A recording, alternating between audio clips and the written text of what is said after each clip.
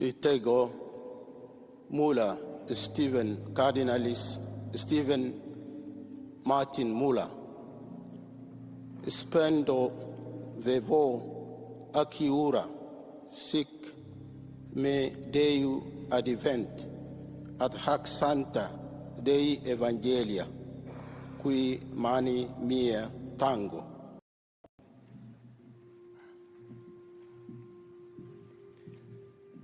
Et ego Joseph Cardinalis Covocano, spondeo boveo adiuro, sic me Deu aiuvet, et ec Santa Dei Evangelia, que manu mea tango.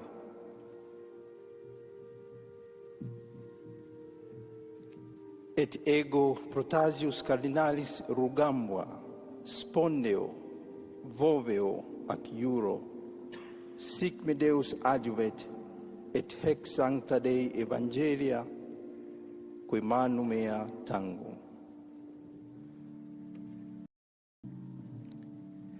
Et ego Sebastian Cardinalis Francis, spondeo voveo ac iuro, sic me Deus adjuvet, et hec Sancta Dei Evangelia, que manu mea tango.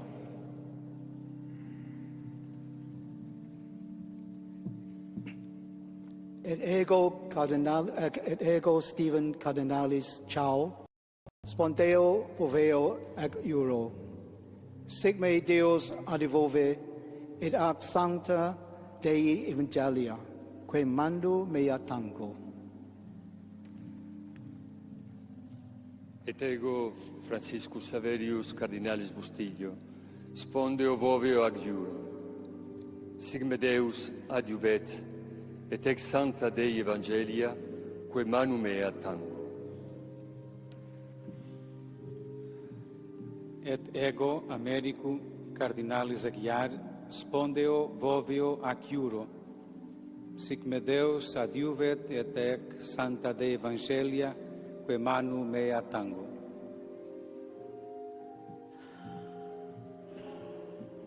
Et ego Carlos Cardinalis Castillo, spondeo voveo ac iuro, Deus adjuvet, et ex Santa Dei Evangelia, que manu mea tango.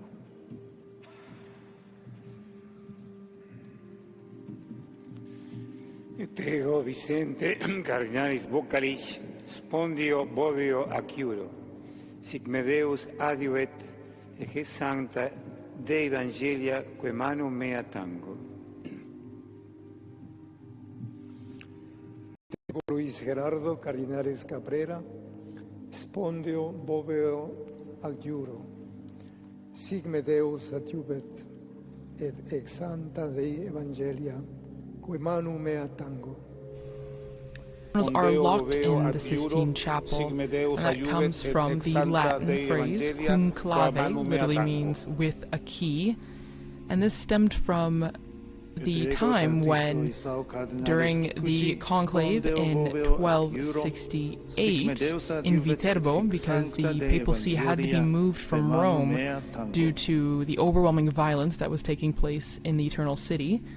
So the papal see was moved to a small town, Viterbo, right outside of Rome, and it was the longest conclave in history, lasting just about 3 years. And to encourage the Cardinals, who had taken so long, the citizens of Viterbo had locked the Cardinals into the palace of the popes in Viterbo, and also kept them limited to bread and water to, again, encourage an election, a quicker election, but it still ended up taking until September of 1271, after about 3 years without a pontiff, and it was at that time that Pope Gregory X was elected. And it's from that time that we actually get the beginnings of the modern conclave process that we see today, which actually, the pontiff that was elected during that time, Gregory X, he published an apostolic constitution, Ubi Periculum, with more concrete rules on how the selection of a pope should be carried out. And that's the Apostolic Constitution that remains the basis of this modern-day process that we are seeing now with these cardinals taking the oath of Et ego secrecy. Cardinalis Johannes Paulus.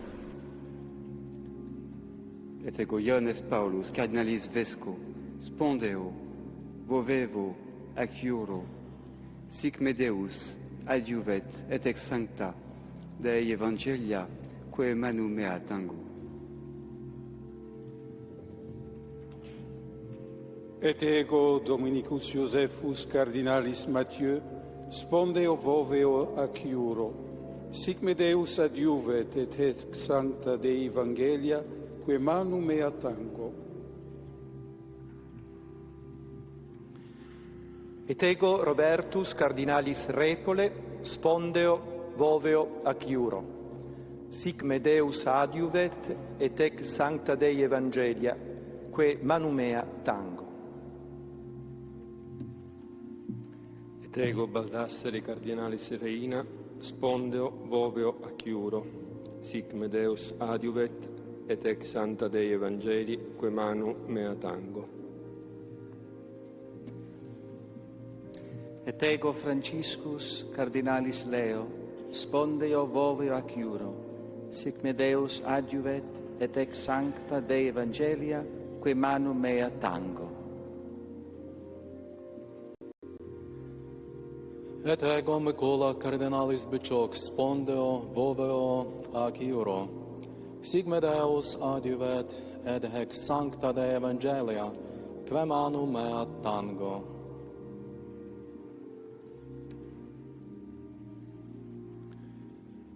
Et ego Dominicus Cardinalis Battaglia, spondeo voveo acciuro, sic me Deus adjuvet sancta Dei Evangelia quae manu mea tango.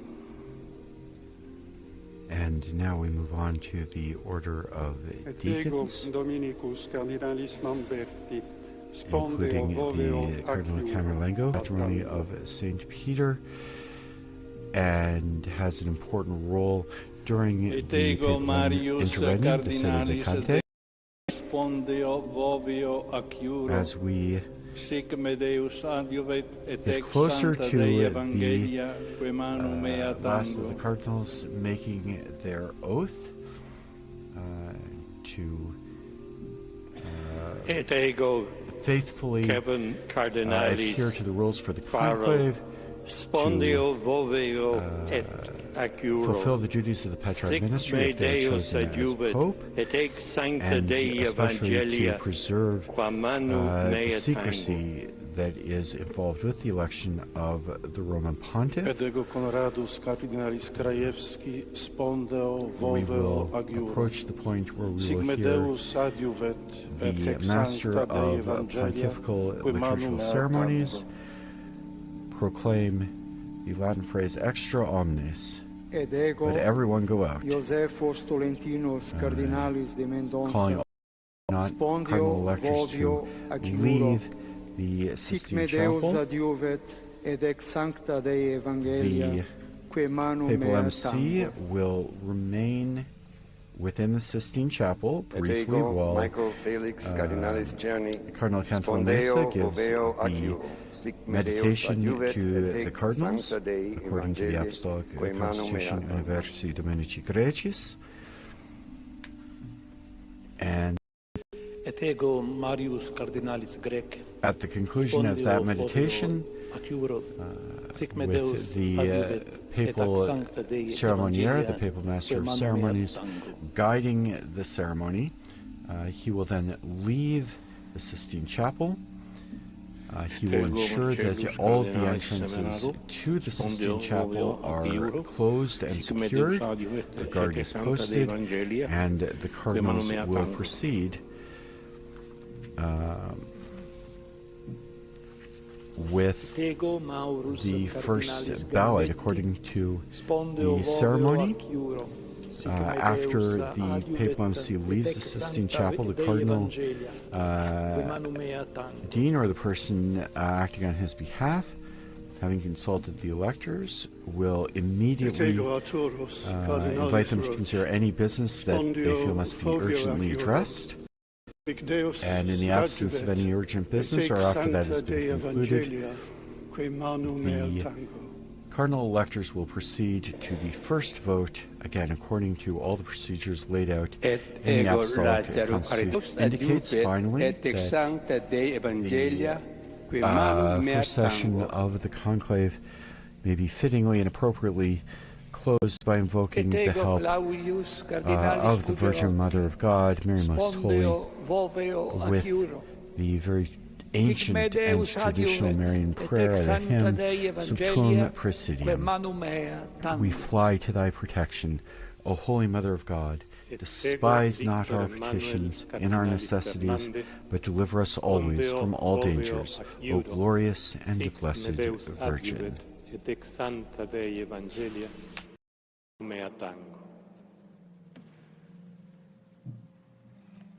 Ac ego, Emilius Paulus, Cardinalis Ceric, spondeo, voveo, ediu acciuro, sic me Deus adjuvet, et ex sancte Dei Evangelia, que manu meo tango.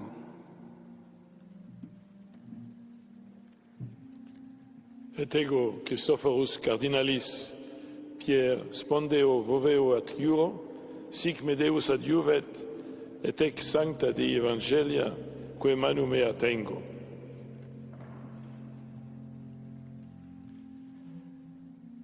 Et ego, Angelus Cardinalis Fernandez Artime, spondeo, voveo, acciuro. Sic me Deus adjuvet, et ex sancta Dei Evangelia, que manu mea tango.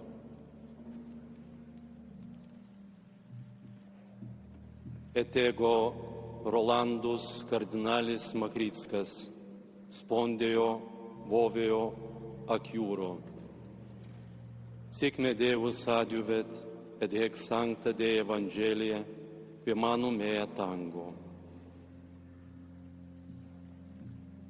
Et ego, Timotheus Cardinalis Radcliffe, spondeo, voveo, acciuro, sic me Deus adjuvet, et ex sancte Dei Evangelii, que manu meo tango.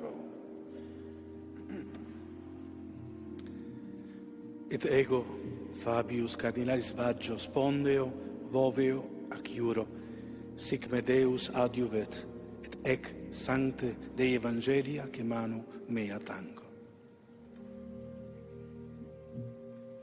Et ego, Georgium Cardinalis Cuvacad, spondeo, voveo, acciuro, sic me Deus adjuvet, et ec sancta Dei Evangelia, que manu mea tango.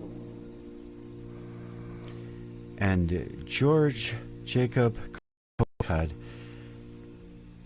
the final cardinal deacon, swears the oath.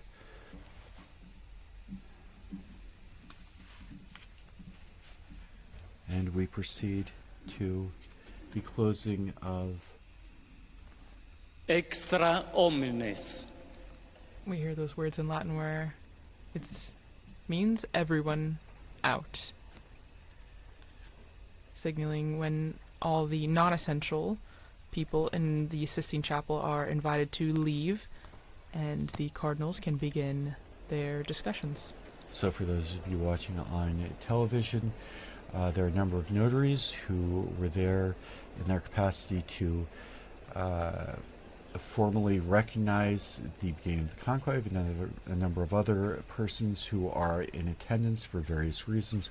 All of them are out of the Sistine Chapel, and as soon as they leave, the doors will be closed, the meditation will be given, the papal MC will leave, and the solemn closing, locking, and guarding of the doors of the conclave will take place, followed by the first vote this evening. And with the exit from the Sistine Chapel, our live coverage of the Cardinals' entrance into conclave for the election of the 267th Pope draws to a close. We do invite you to visit our Vatican News website, Facebook, Instagram, X, and YouTube accounts for continuous coverage of the Conclave. On behalf of the Vatican Media, we'd like to thank our sound engineer Mario and our audio coordinators and all of our producers, as well as our media partners, EWTN TV, Catholic Faith Network in America, Shalom World Television's Network USA, Luminous Radio, at Madarshan TV, Catholic TV, and Uganda Catholic Television, who help make this broadcast possible. My name is Kelsey Gussie. And I'm Christopher Wells. It's been our very great pleasure providing the English commentary and translation of the ceremony of the entrance into the conclave for you. A very special thank you to all of you for joining us wherever you have been listening or watching. And don't forget to join Chris and our colleague Linda Bordoni again in just a few minutes at 6 p.m. local Rome time for the live commentary as we await the Cardinals' decision, and keep an eye out on the chimney on the Sistine Chapel for either black or white smoke later this evening. Praise be Jesus Christ. Laudetur Jesus Christus.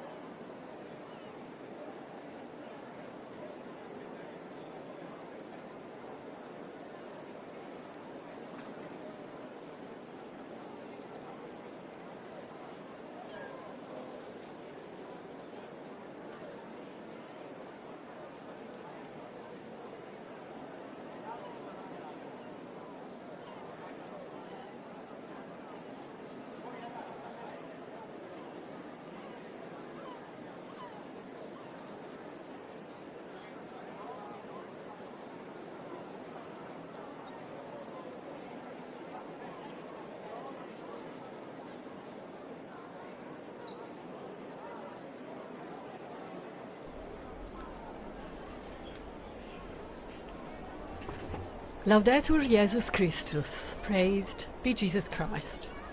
A very warm welcome to all of you joining us for this live broadcast as we await a possible white smoke signal coming out of the chimney of the Sistine Chapel.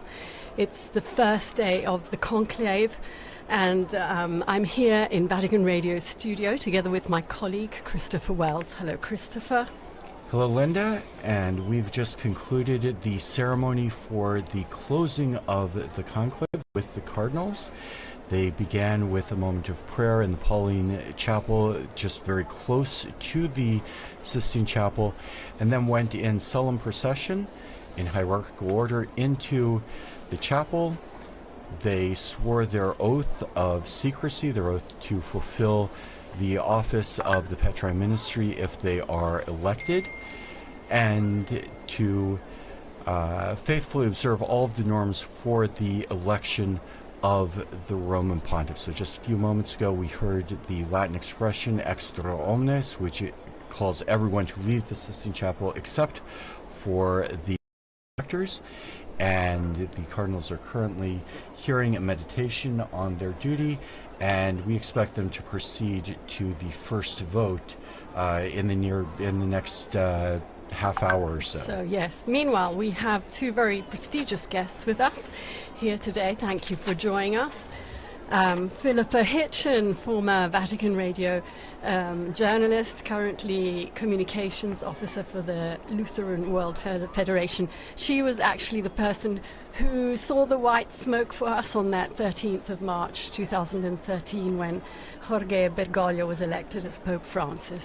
And we also have a historian, a church historian, Dr. Donald Prudlow. Did I say that right, That's Dr. Prudlow? Welcome and thank you. He will be filling us in with lots of details. Right now, I think the best thing to do would be go to the square, where we have Devon Watkins, who's sassing out the situation. He's been talking to some of the people in the square. Hello, Devon, can you hear us? Hello. Okay, so perhaps there are some issues with telephone lines because, as you know, the whole of the Vatican has been, I don't know what the right word is, but telecommunications have been under control here, so people may have issues in connecting. Can you hear me, Devin? No. Okay. We will try again. Meanwhile, Chris, what if we go into our first insert? As Chris was explaining, the Cardinals are currently in the Sistine Chapel. We extra omnes, everybody out.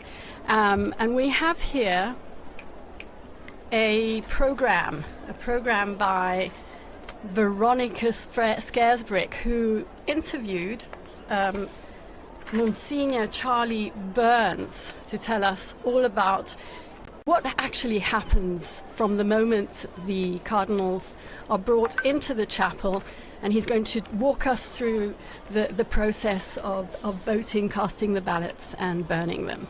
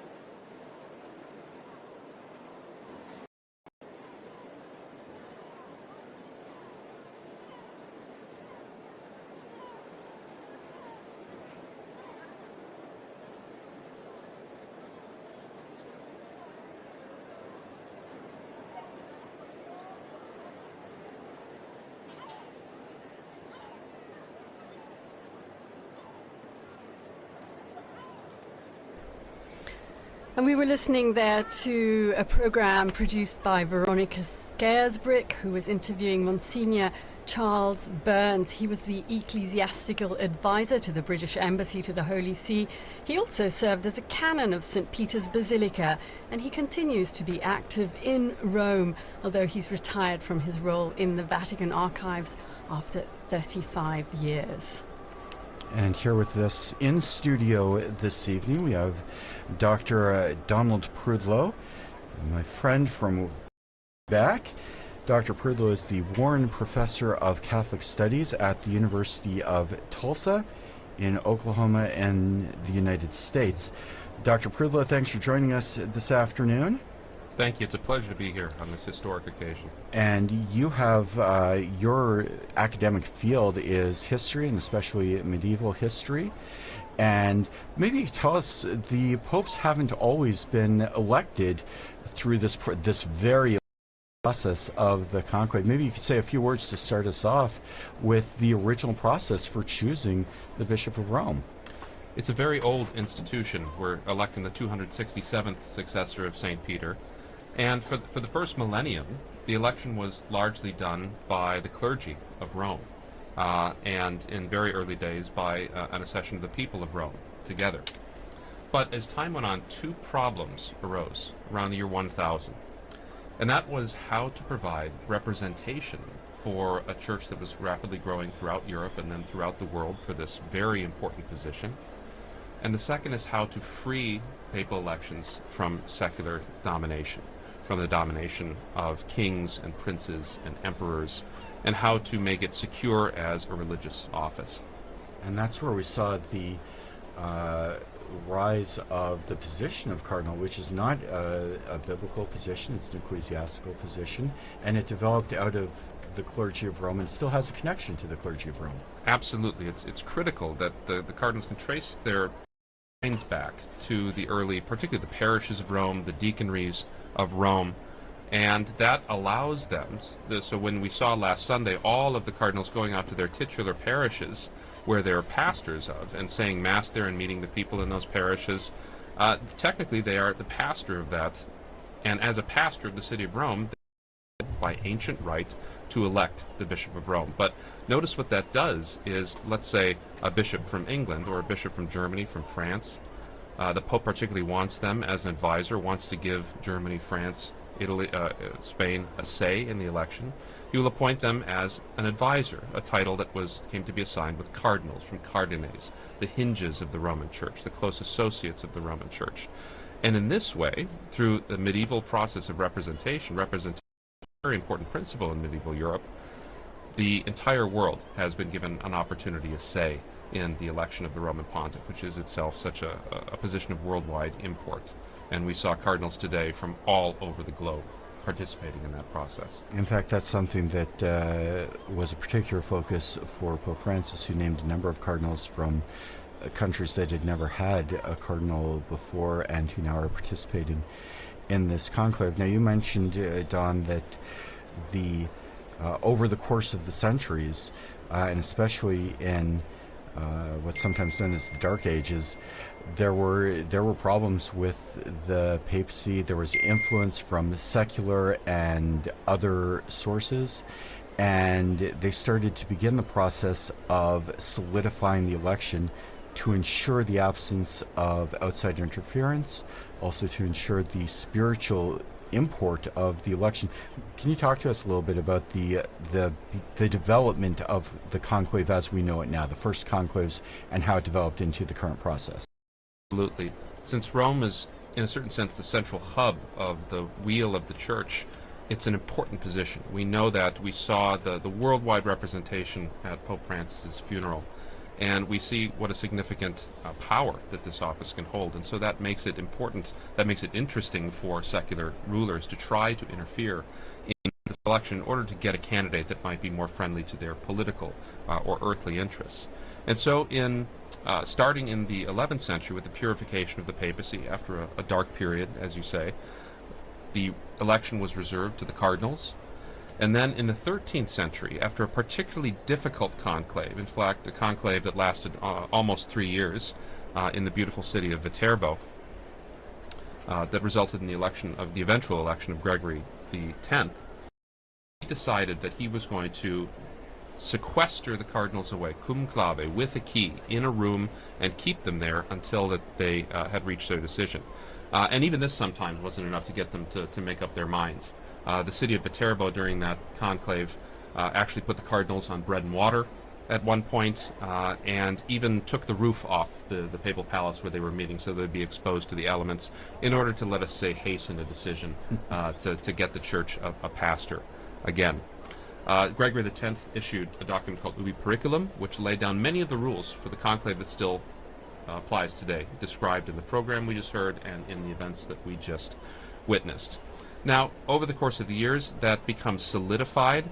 Particularly, we start to see when the papacy returns to Rome after the Avignon period, the conclave becomes much more settled. It starts to be held in the papal palace, in the Vatican, in the Apostolic Palace.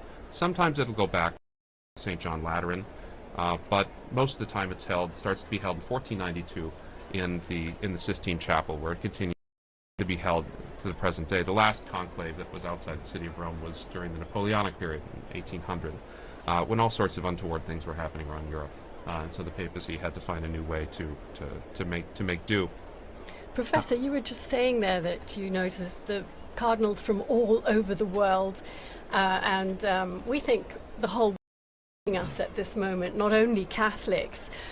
Don't you think so, Philippa, who we know is part of the Lutheran World Federation?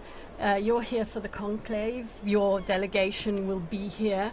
What is your perspective on that? Yes, thank you, Linda. It's good to be back in studio with you again, as we were back in 2013. And as you say, this historic election of a new pope is something that is of interest far beyond the Catholic world. You mentioned, of course, the great interest in the secular world, and I don't think we've ever seen quite so many journalists and people following the election and the funeral.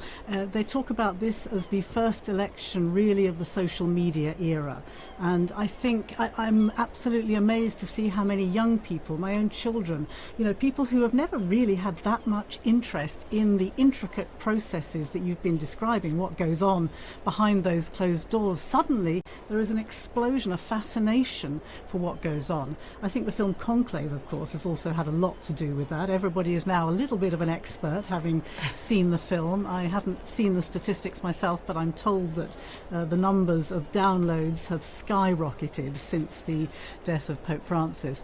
But coming back to your question, yes, I have always been particularly interested in the ecumenical aspects of these elections, having followed very closely the ecumenical scene under the pontificates of John Paul II, then Pope Benedict, and then of course Pope Francis. And yes, there is a very strong presence. At the funeral there was some strong presence of ecumenical delegates attending the funeral in St. Peter's Square, and there will be again at the installation of the new Pope once we know who he is. Right now we're watching images of the square, and we've just been seeing a lot of media out there with their cameras, and I think we have Devon on the line now. He is in the square. We go to him if the blockers are not working right now. Devon? There you are, great. Good.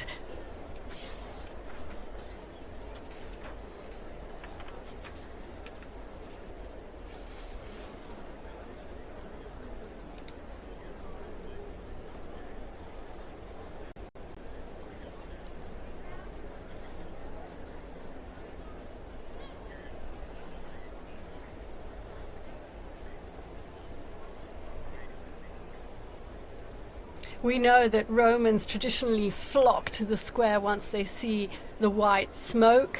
I don't want to make any previsioni, as we say here in Rome, forecasts. We're not really expecting white smoke in this first, but you never know. People are there to wait for the smoke. I understand you also spoke to a few of the people in the square, and we will be playing some of those clips in a while. Meanwhile, anything relevant that they have been telling you that you think might be interesting?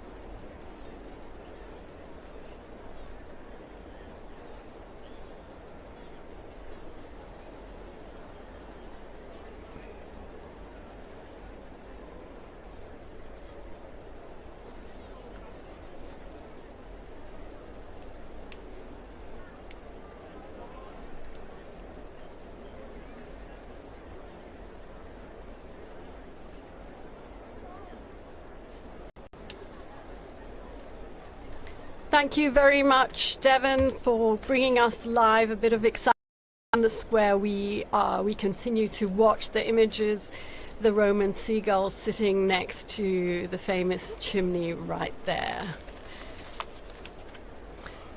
Back to Philippa and to Professor Prudlow here in studio. We have so much to talk about. Perhaps, Philippa, looking a little path forward, what are you looking towards? What do you hope the next Pope may be able to build on that legacy? As you say, there is, or as we were saying earlier, there is a lot of expectation from other Christian churches and other Christian leaders, looking back with immense gratitude to the legacy of Pope Francis. If I can remember back to the Conclave in 2013 and to his election, that announcement which took a lot of people by surprise. Bergoglio wasn't one of the top names that people were expecting, but I can never forget that moment that he stepped out onto the balcony describing himself as the Bishop of Rome, and the effect that that had on some of the ecumenical guests, some of the other leaders who were listening to his words, and hearing a new openness that in fact continued to be the path that he followed throughout the 12 years of his pontificate. You know, this was a man who talked about how his door was always open, and that included not just to Catholics but to everybody, people of all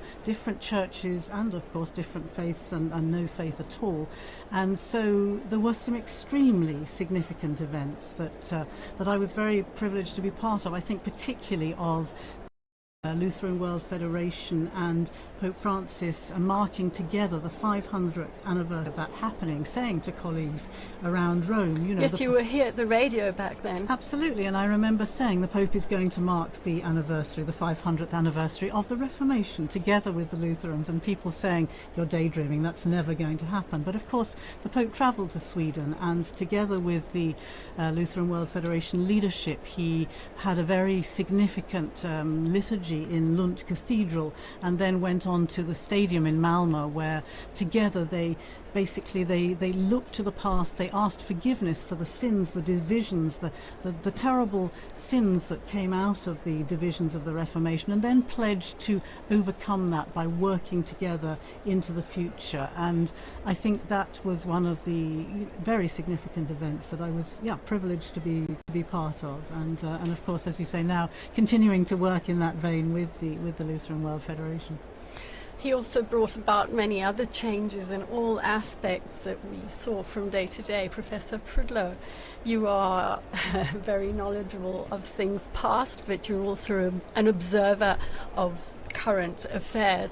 What would you say some of the most, interesting to the general public changes have been as regards liturgy, as regards ceremony, and all these things that we are witnessing right now? Well, I really agree with what Philippa said about this being very much on social media and very much open to the world, and so people seeing some of these very ancient things for the first time and being quite impressed by them and wondering to know more because in previous times these conclaves would happen so far away from people's minds before the age of news telegraphs and things like that. You might be informed a year or so later that you had a new pope and you had to change the name in the liturgy. So this is a great opportunity for outreach for the Catholic Church, for sure. One thing that's changed in the last 150 years is conclaves have gotten so much shorter. Conclaves used to be 50, 60, 70, 100. There was the one conclave that was 181 days, and it was recently into the 18th century. And I think that's come about as a result of increased communication. Cardinals are able to know each other more. We know more about what's going on in the world more immediately. And so those have come down as well. And I think cardinals today are sensitive to the idea that perhaps a long conclave might not be very adaptable for the modern media, that would lead to all sorts of problems. So a lot of things get worked out. But you have elections as the Church opens to the world. In 1903, you have the first non-European elector, Cardinal Gibbons of Baltimore. But then you start to run into problems. How is the Church going to manage to get those cardinals from so far away? And in 1914, 1922, the conclave happened so quickly, Canadian cardinals weren't able to be there. And so that's when they added the 15-day rule. which now with the advent of air travel, right, becomes a little easier. But now that, as Chris and you were saying, that cardinals coming from all over the world, from Tonga, from Burma, from Mongolia, the flights aren't as regular, so they need to have more time to make sure. Some of them only just arrived 2 days ago. Yes, the last can you imagine being dropped into the middle of this from your country? And that's astonishing. We talked also about secular interference in elections, and people think, well, that was a Middle Ages problem.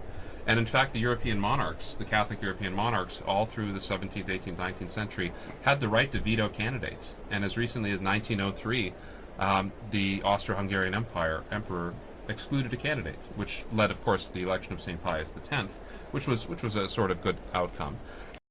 He himself abolished what was called the jus exclusive, the right of European monarchs to object to particular candidates. And so that, and then we see other changes in 1971. 81-year-olds and above were disallowed from participation in the conclave. But we saw how healthy their contributions were in the general congregations in the events leading up to the conclave. So there have been a lot of times in church history where the conclave and the cardinalate is one of those adaptations that the church has made through history in order to meet these challenging demands that have come up over these 2,000 years. And I think, too, talking about the changes in the conclave, we've seen how a change originally to accommodate cardinals who are coming from far away, this long period between the death of the Pope and the entrance into the conclave, has changed in its purpose. 100 years ago, that was to make sure someone could jump on a boat and get from South America or even Australia now and make it to Rome in time for the conclave. Now, we've heard a lot of talk in the past couple of weeks about cardinals having an opportunity to get to know one another. Even though they can see one another in the papers, in the media, they can talk to one another on the phone, but to have the real experience of being here in Rome, in person, and I think that's something that Pope Francis would have said too, speaking about the importance of relationships and getting to know someone personally. And so that is a change that originally had one purpose in the church and has subsequently had a new purpose. Even something like excluding interference, what that looked like 500 years ago when, Henry VIII was King of England, and what that looks like now when you have dictatorships, you have governments that are run on X or TikTok, and the purpose of excluding people from the conclave started with one end in mind, and the church has adapted that, and it still serves a purpose, even if that's not what was originally foreseen by the people who implemented that change in the system. But it's all stayed incredibly secret. We know that yesterday everyone who is participating in the proceedings, and that's not only the cardinals who are voting, but obviously they're medics, there are people making meals, they're the cleaners, they're the florists. They all took an oath of secrecy yesterday, swearing that not a single thing they're going to be hearing in these days would be leaked out. I know that there are a couple of walkie-talkies that can be used in an emergency if they need to call a medic, but their cell phones have been taken away, they can't read the papers, they don't watch television, there is no radio. So yes, it really is... it may depend on how long they can go without cell phones. Well, and it's interesting too, you started to allude to this, there are several officials among the cardinals who do have the right and the means to communicate outside of the conclave. So, for instance, suppose, as many are very old, suppose one of them gets sick and they need to call a doctor. There's a procedure for that. I don't expect them to run out of food, but if it does go to a long conclave, they can make arrangements for that. Or perhaps a more spectacular outcome, if the cardinal should choose to elect someone who is not in conclave. And there has to be a means of contacting them, which would be, I think, shocking to the whole world. But Don, it wouldn't be the first time that they've chosen someone who is not in the Rome, or not even a cardinal.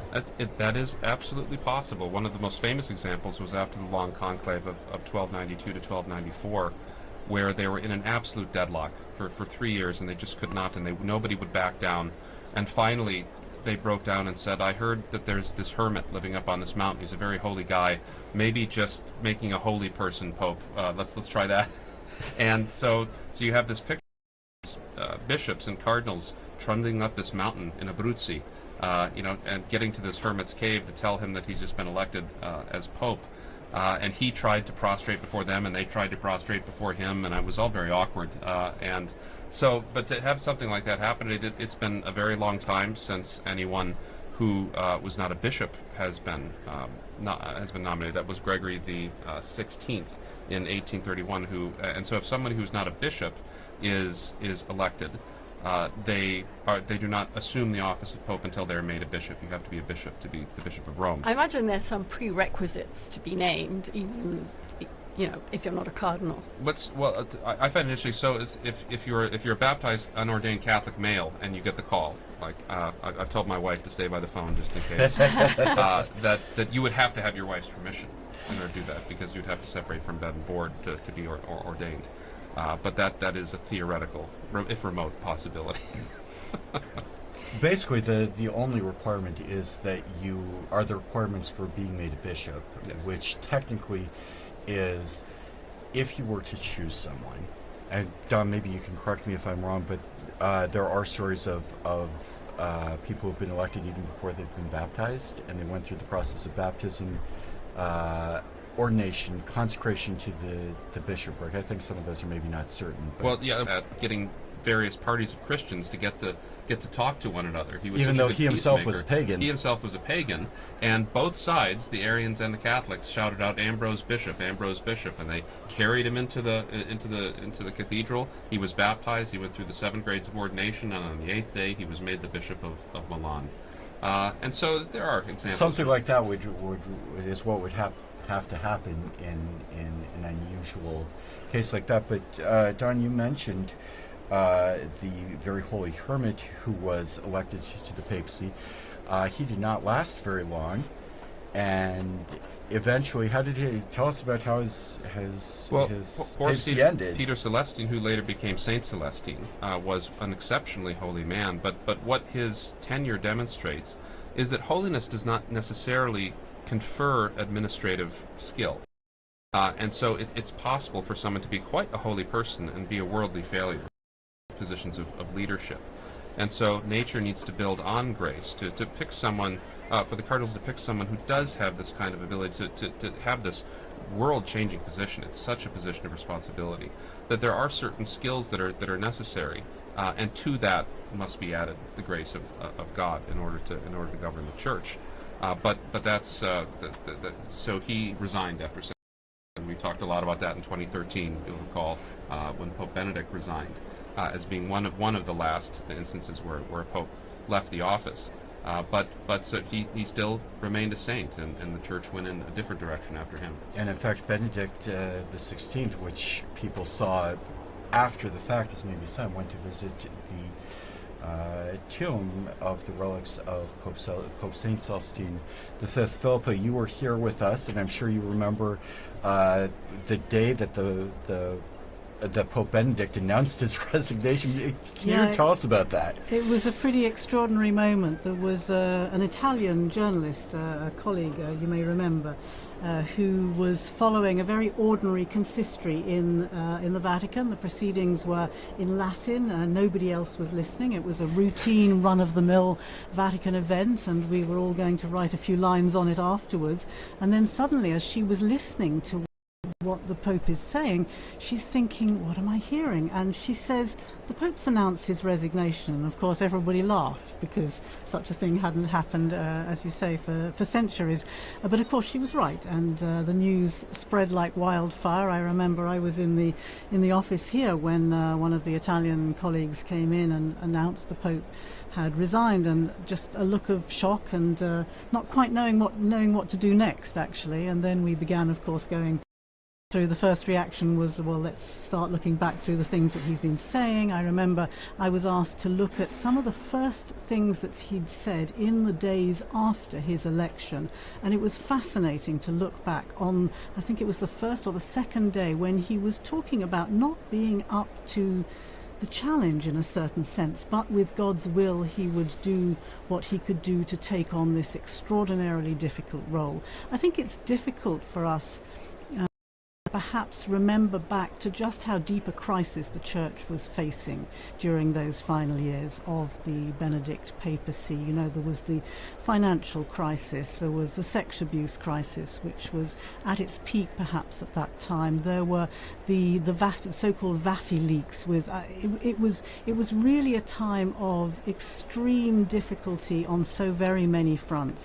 And again, looking back to those first speeches that Pope Benedict made, he was really very aware. He talked about it, in fact, if you remember, in the meetings ahead of that conclave. He talked about the need to clear up the filth that was inside the church, and he was probably more than anybody else aware of just what a daunting task that would be. And at his age, in his in his not young state, the energy that was needed to take on a task like that. And so it was fascinating to look back. I know that the former Archbishop, or at least there's two former Archbishop of Canterbury now, but Rowan Williams, who was the Archbishop of Canterbury, the Anglican leader at that time, had a conversation with Benedict a year before the resignation was announced, and the two of them, Rowan Williams was looking forward to his own stepping down and being able to have more time. He and Benedict had been able to discuss that, and clearly Benedict had been maturing this decision for a very long time.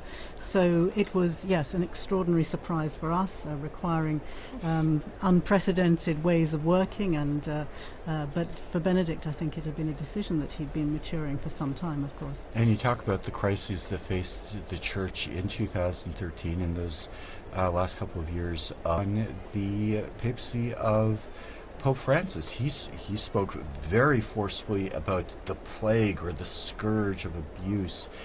He dealt with his own not his own scandals, but the scandals of finances that we've seen in the past few years. We've had very public trials, even of cardinals, harking back perhaps to the past. But maybe you could talk about your thoughts, if we could ask our guests, about some of the attempts that Pope Francis has made to continue the efforts to reform the church. I'll open the mic to either one of you.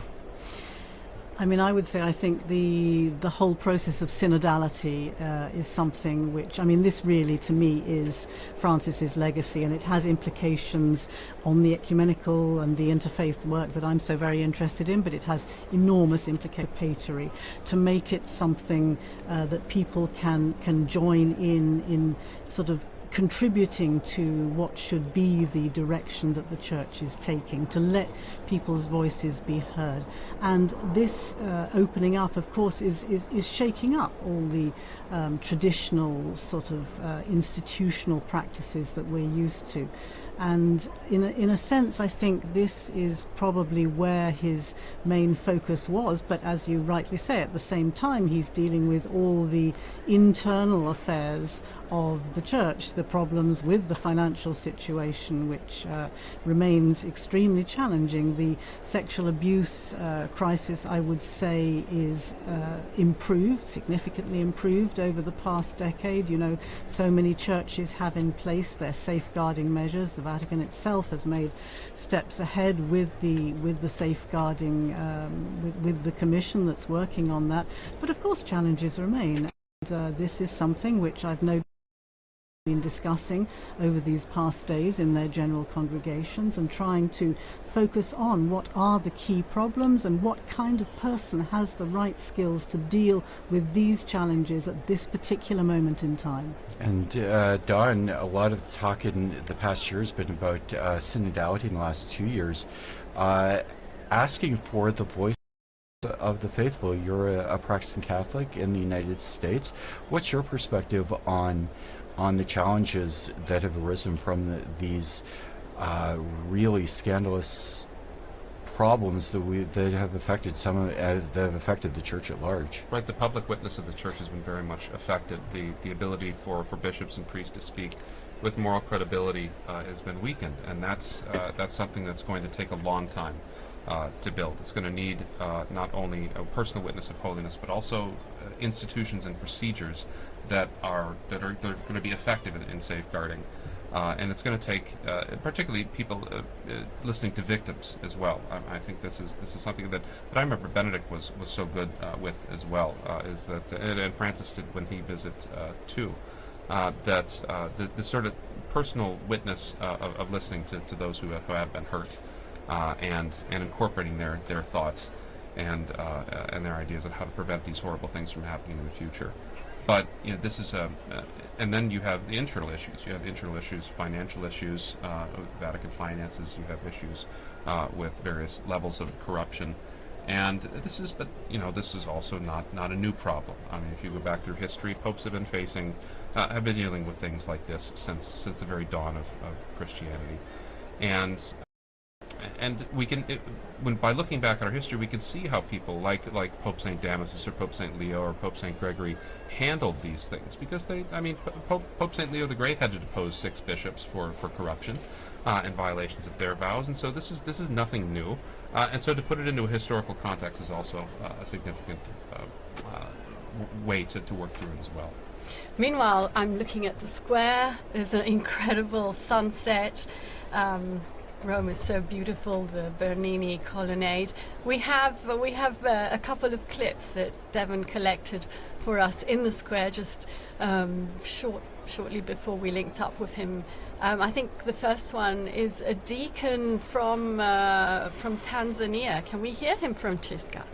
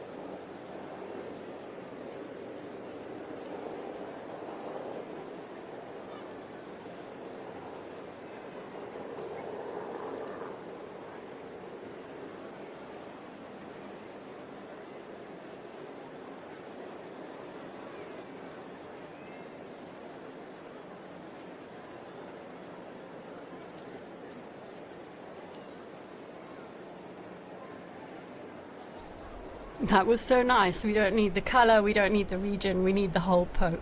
He put that beautifully. Let's listen to some pilgrims, ordinary pilgrims that were in the square today.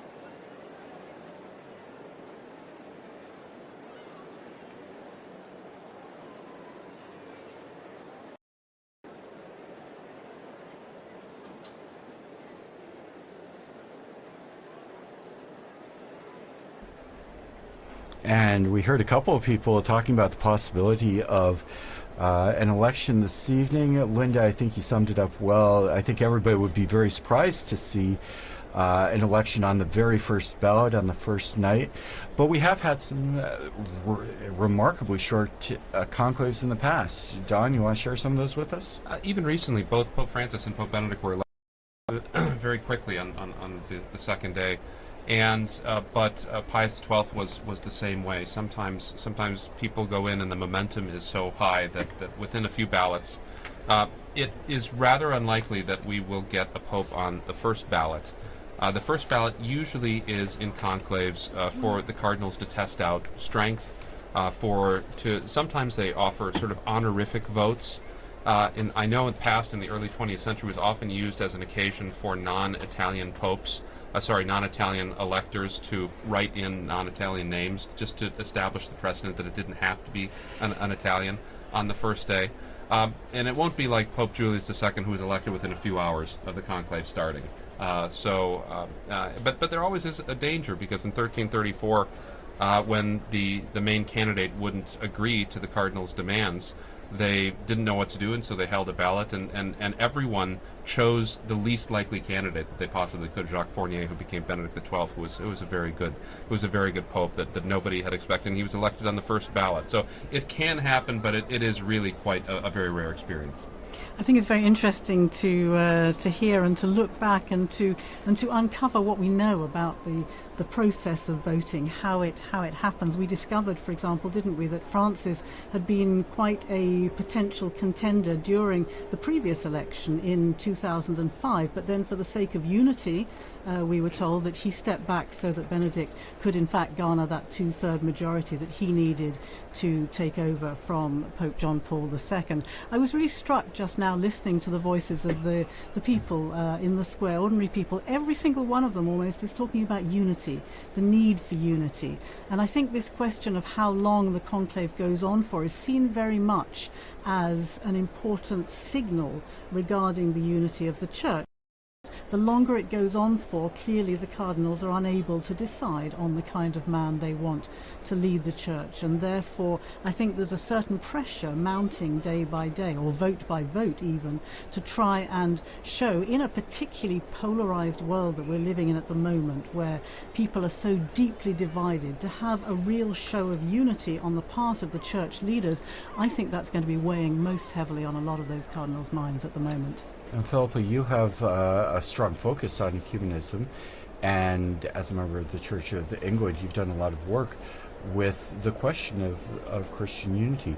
The Pope, from the Catholic point of view, is of course the center of unity, and that's been the focus of a lot of ecumenical discussions. How does that play out in the overarching Christian world, as the Pope intended to be a center of unity, but also a focus with the relationships between Catholic and non-Catholic communities?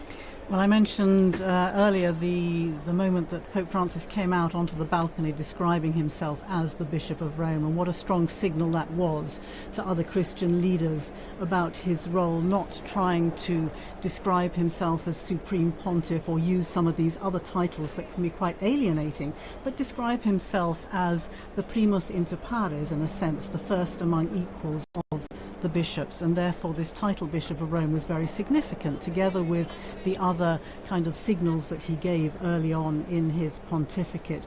And yes, of course, the question of the papacy is a crucial, it's the crux of the matter in many of these ecumenical dialogues. The Orthodox dialogues are discussing the role of the Pope in the first millennium and in the second millennium, and it's also, very much the discussion that's going on in the churches of the Reformation. The dialogues there are also the role of the Pope, and that's why I think Francis's legacy is so significant, because he made very important overtures about the way that he could work together with other Christian leaders.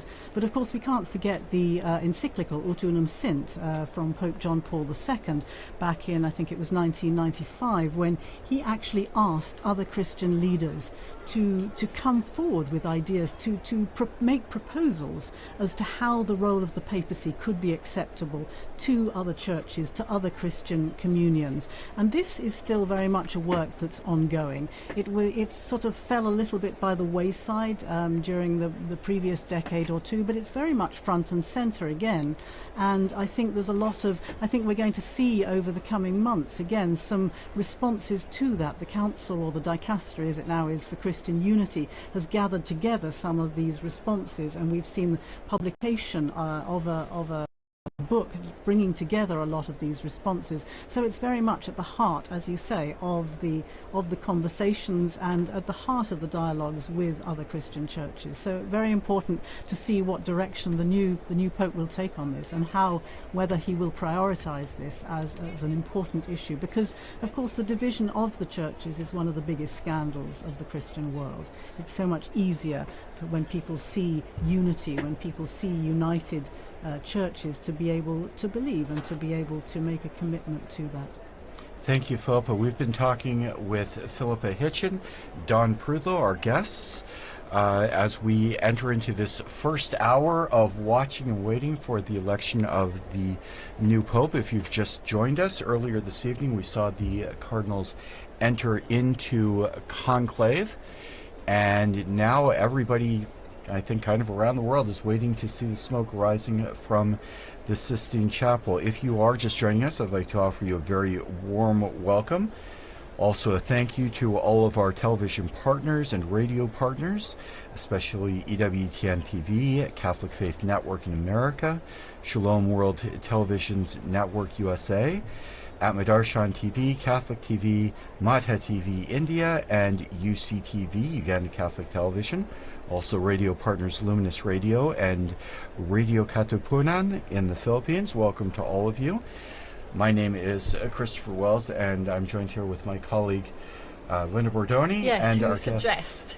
And our guest, our most prestigious guests, Philippa Hitchen and Professor Prudlow. But I do suggest a tiny musical break as we continue to watch the sunset.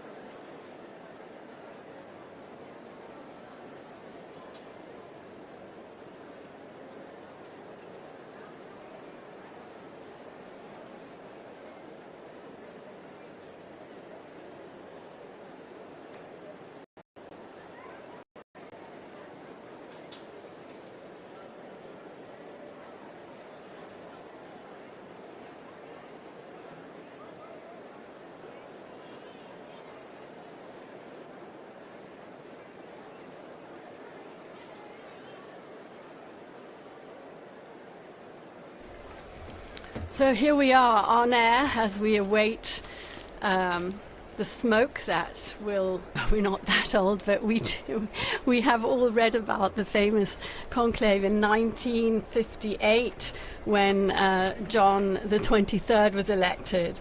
The Cardinals convened on, I think it was the 26th of October, and immediately white smoke was seen to appear out of the chimney, and obviously the crowd erupted in applause, only to discover that the burning process wasn't as they thought it should be, and it soon turned black.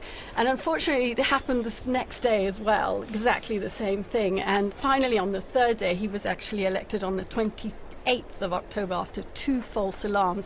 It really was white smoke. I think the people were probably a bit wary at that time, but yes, the smoke is incredibly magnetizing, isn't it, as we watch that chimney.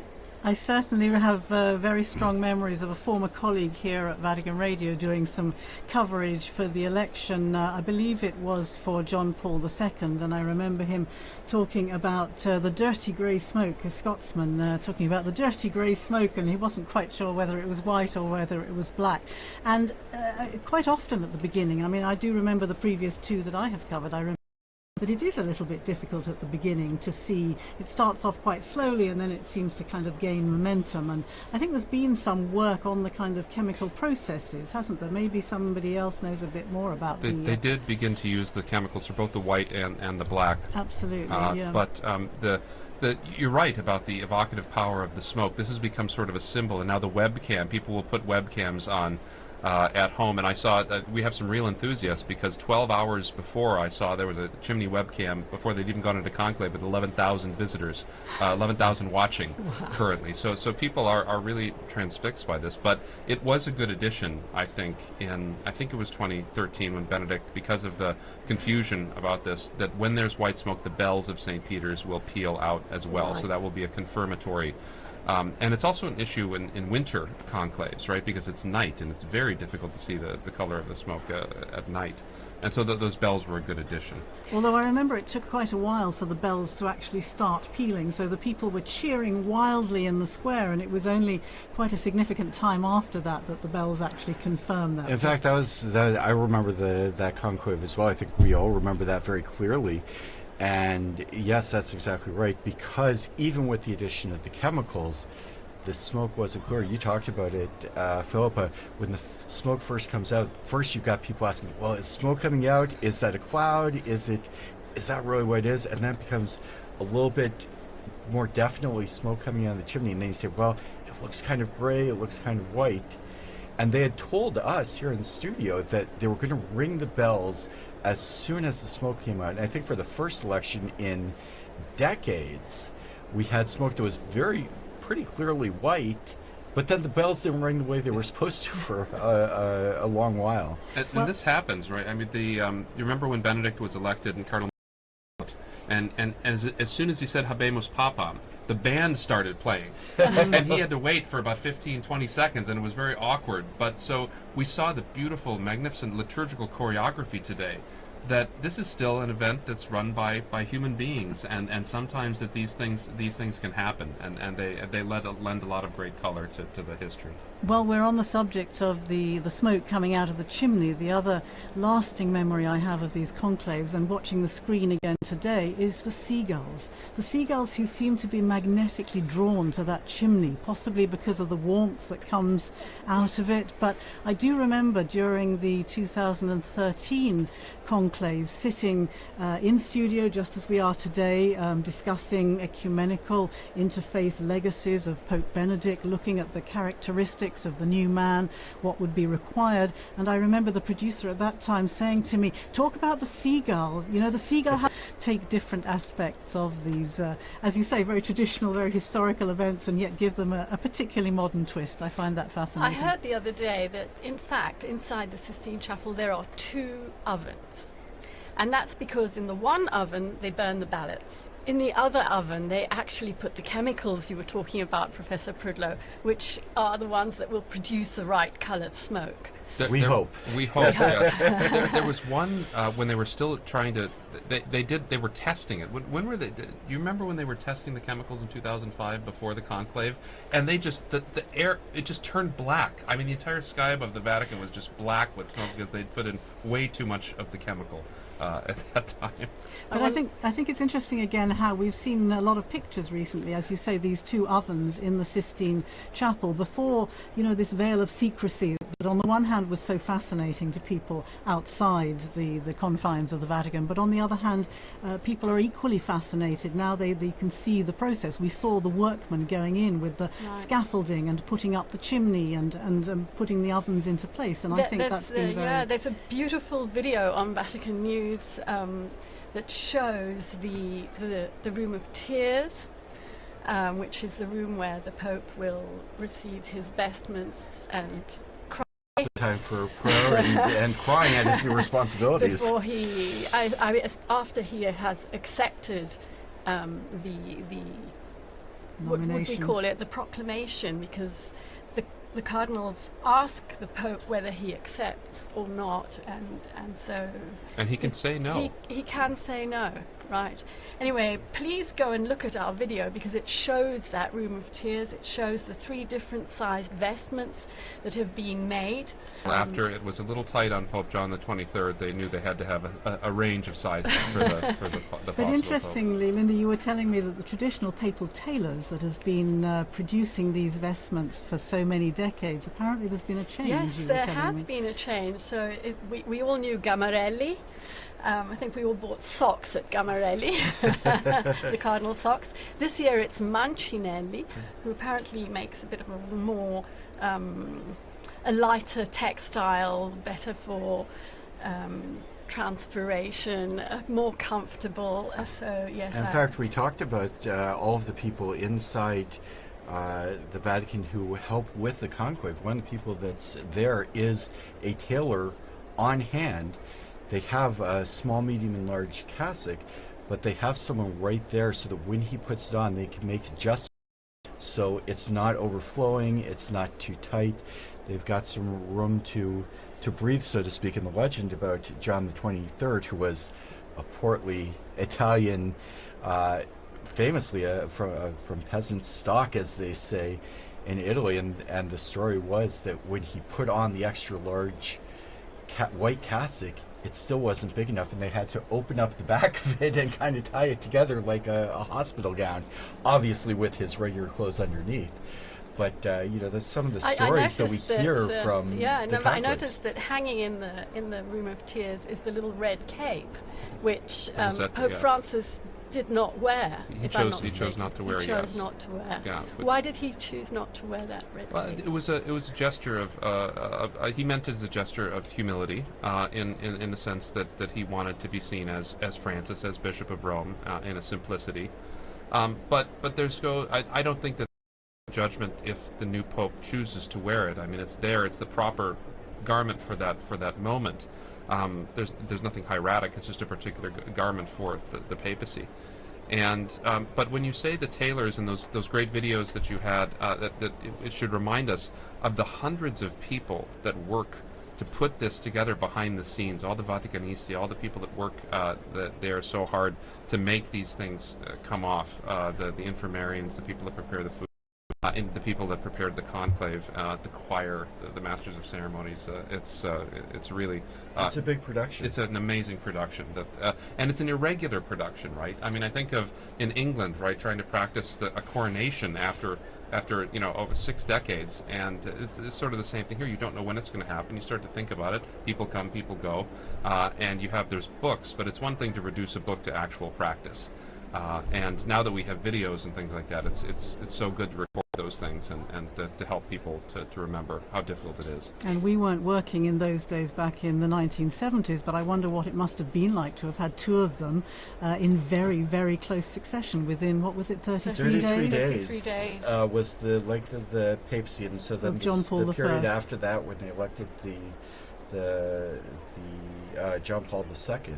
So barely the entire Vatican staff barely had time to get to relax and to recover from doing it all over again. It must have been an extraordinary moment. It was very interesting. I come from a very small diocese in the United States, Sioux Falls, South Dakota, which very few people perhaps have ever heard of. But one of our claims to fame, my former bishop was one of the very, very few bishops appointed by Pope John Paul I. So one of the very few people in the whole church who was the subject of an act of the papacy of John Paul I. And I think a lot of us will have stories about our interactions with popes, not just the people who work here, but people throughout the world who come and see the popes. Do you have some memories of the popes that you've experienced through your time? Well, Pope Francis memorably invited all the Vatican staff. As far as I know, it was the first time for something like this, but he invited all of us to join him for the masses that he instigated in Santa Marta Chapel, where he chose to live rather than in the Apostolic Palace, and he began the tradition of giving a sermon every morning in the Santa Marta Chapel, and we were all invited to go along. So I think it was maybe a month or two after his inauguration, the inauguration of his papacy, that I was able to go along, and that to me was an extraordinary moment. The previous time that I'd seen him was just after I think it was 3 or 4 days after papacy, the inauguration, or the election rather, when he was with all the journalists in the Paul VI Hall. You were there too, weren't you? And he announced why he had chosen the name Francis. He wanted to be to honour the name of Francis as a man of peace, a man of poverty, and a man of protection of creation. And these were, of course, 3 themes that he would develop so strongly throughout his pontificate. And that was, again, an extraordinary moment. It was extraordinary also that he called the journalists to thank them for the work they had done during such an intense period. We didn't realize how moving that gratitude would be. I can't but help think of his very last public audience, was to thank the medics, the doctors and the staff at the hospital who had taken care of him. The other thing I remember about that journalist was the way that he said, I'm going to bless you, but I'm going to do it in silence because many of you are non-believers or not share of the Catholic faith. And so there was immediately this great sense of openness and a great sense of respect for people who didn't necessarily belong to the Catholic Church. And all these signs at the beginning were just so very encouraging to people who'd somehow been feeling a little bit excluded or hadn't been given the same kind of welcome in the past. So these were very strong memories for me, and the Santa Marta was my opportunity to mention to him my interest in ecumenism and how I was at that time the warden of All Saints Church, Anglican Church here in Rome. And another important memory for me in that sense was that in 2016 I was able to welcome him because he became the first Pope to visit the Anglican Church in his own diocese of Rome. Of course, popes had visited Anglican Church.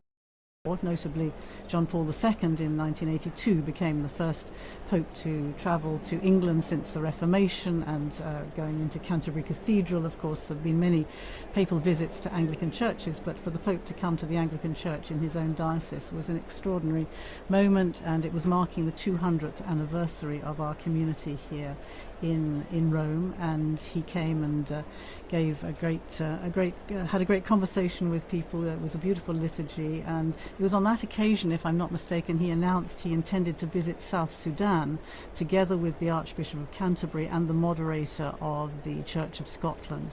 That hadn't been. There was a bit of an uproar because it hadn't been officially announced by the Vatican, but he announced he intended to go anyway, which was typical of the Francis style, wasn't it? Absolutely. Do you have any memories? Well, yes. It's funny that all 4 of us were at that journalist audience. That was an enjoyable day. But he joked that day too. Remember when his papal name about how whether I may have gone with Adrian VII, as the great reformer, but he didn't live very long. So, and then he said, well, I could have taken Clement, the Pope that suppressed the Jesuits, and so that got everybody loosened up, and I thought that was a really charming way. But I do also remember a moment with Pope Benedict. It was a strange one. We were in Valle d'Aosta after we'd been in Rome for a while, so we were away from Roman things, and we were driving through town, and it was there's traffic. I was like, this is like Roman traffic. I mean, why is there so much traffic up in this little corner of Italy? And I turned my head, and right next to me was Pope Benedict. He'd just been taken to the hospital after he'd broken his arm when he was on vacation there. And so he was right next to me and my family in the car, like going the other way on the street stop. Did you wave? We waved, yes. So we're looking at the screen here. We're looking at the square, getting close to be a time for smoke. What do you think? Well, we're expecting the vote to take place shortly after the Cardinals went into conclave, the first vote this evening. But as a lot of people have noted, it's pretty well known, this is the largest group of Cardinals ever to enter into conclave, 133. If you watch the broadcast of the entrance, it takes a little while for 133 mostly elderly Cardinals to get up, to cast their vote, for the votes to be counted. We heard Monsignor Burns' very excellent elaboration of that process. So we're not sure how long it takes, and I think that's a challenge for all of us, but also for the people coming in the square. If you were watching at the beginning of the broadcast, the square was not empty, but there weren't a whole lot of people there, and they've been filtering in. It's really filled up. It's really filled up. Rome is going to be coming to St. Peter's Square. But just to talk a little bit about the process this evening, we are expecting a vote perhaps around 7:30 in about 10 minutes, but there's no precise timing. So it could be any time, and we will have people watching for that first wisp of smoke, and then to try and determine what color it is. And Phil, Linda, maybe you can tell us a little bit about what we can expect in the next couple of days in terms of looking for the smoke and the outcome of the different votes in the Sistine Chapel. Well, the one interesting thing I've just discovered is, as you were saying, there are two separate votes. Oven, yeah. Okay. Well, just one on the first day, right? Just one on the first day, but as from tomorrow morning, 2 in the morning and 2 in the afternoon. So should the smoke arise in the middle of one of those sessions, it'll be white for sure. That's right. Yes. Right? That's because if it's they go immediately to a second vote if it's a failed vote, and so that means we won't get smoke until around noon.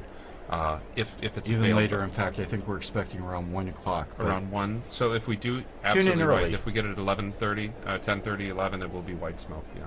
I heard an interesting little detail. You were talking about people rushing from around Rome. When people hear the news, they tend to gather in the square to see who the new Pope will be. I read a lovely detail from the English College, the Venerable English College, where the seminarians from the UK trained to become priests. And there was obviously a question about were they allowed to run out of their classes if they heard news of course, all of them will have their cell phones, I imagine, so they'll get news almost within seconds of it happening. And apparently there has been a ruling from the college that seminarians are allowed to get up in the middle of classes and to go and congregate in the square to acclaim the new Pope if and when it happens during the day. I remember I was a student at the Angelicum during the election of Pope Benedict in 2005, and that same question came up. Of course, John Paul had been Pope for almost 27 years, so a conclave was a new thing.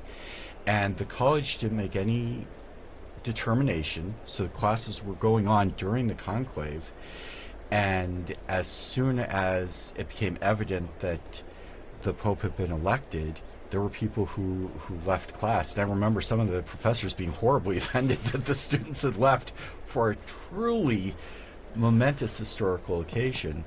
And the Angelicum, I'm sure that was the reason for their determination this year. They put out a specific statement. They announced it on social media. As soon as we get news of the white smoke, classes are suspended with immediate effect. The adoration in the chapel at the Angelicum will be closed with benediction so that everybody who wants to can come to Rome, can come to St. Peter's Square and be there for the announcement. When we do get the white smoke, I think you'll all remember, there's a period of time between when the smoke comes out. It's about 40 minutes. We're expecting about 40 minutes to an hour between the white smoke and when the Pope has gotten his robes together. He has prayed for a while. They've organized themselves. So about 40 minutes to an hour. In the last conclave, which of course was absolutely historic because we still had Pope Benedict alive, that was delayed even further because Pope Francis wanted the first one to hear the news to be Pope Emeritus, as he eventually decided on the title, the Pope Emeritus, to be the first to receive the news. So they had to call him.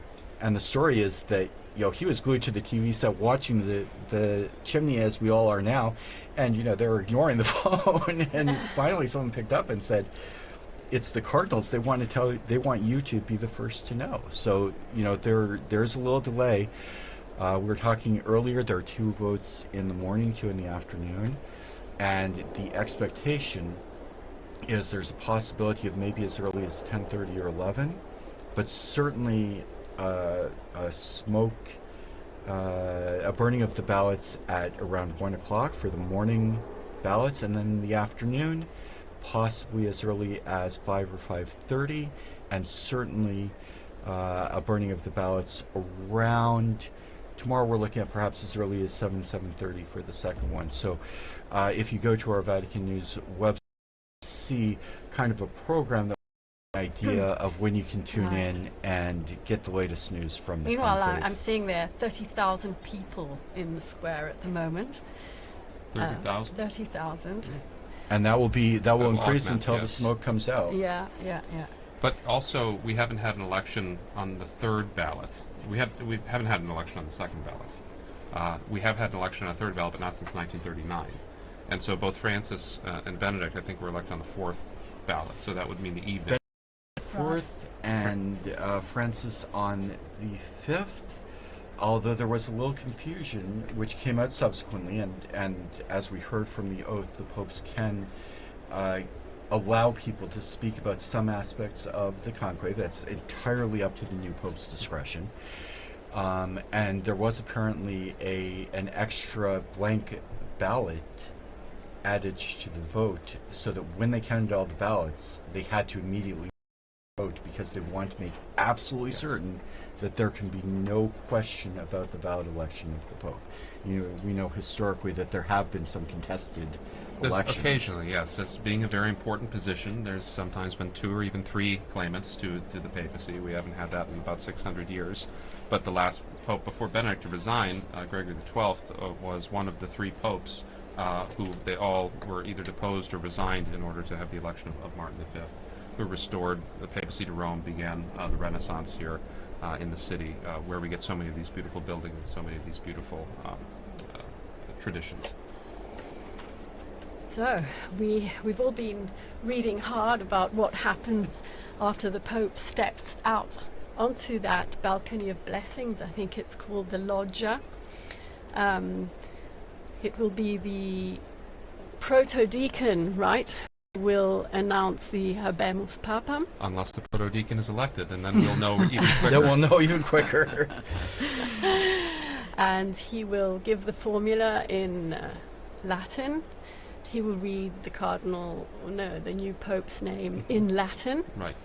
And then afterwards, the pontiff will step out, if I'm not mistaken. And that's when he has his first opportunity to introduce himself to the world.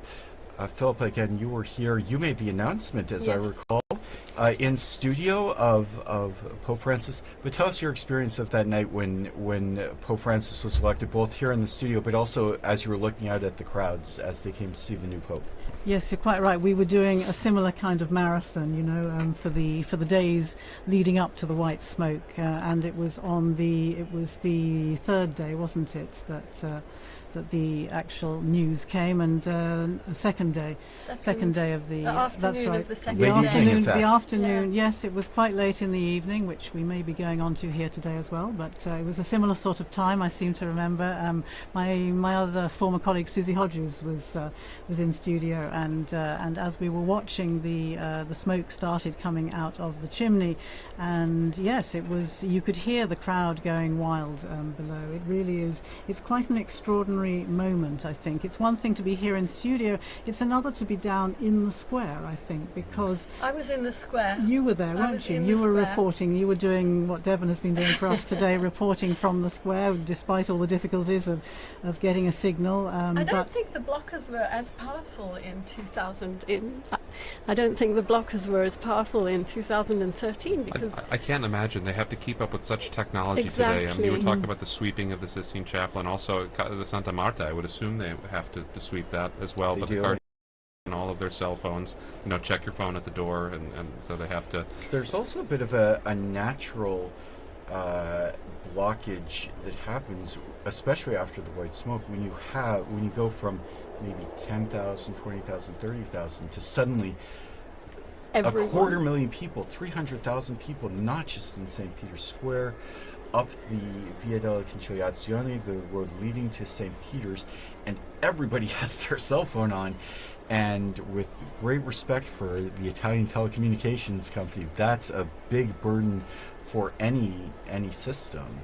And so when you are trying to get out there and you're trying to send a video of you with the selfie with the new Pope, you might have trouble getting a hold of your friends and family back in England, back in the United States. That was most noticeable even during the recent funeral for Pope Francis, when you have those numbers. Again, I think the figures were 400,000 officially, weren't they, between those gathered in the square and those who were along Via della Conciliazione and down on the route towards St. Mary Major for the burial when Francis was laid in his final resting place.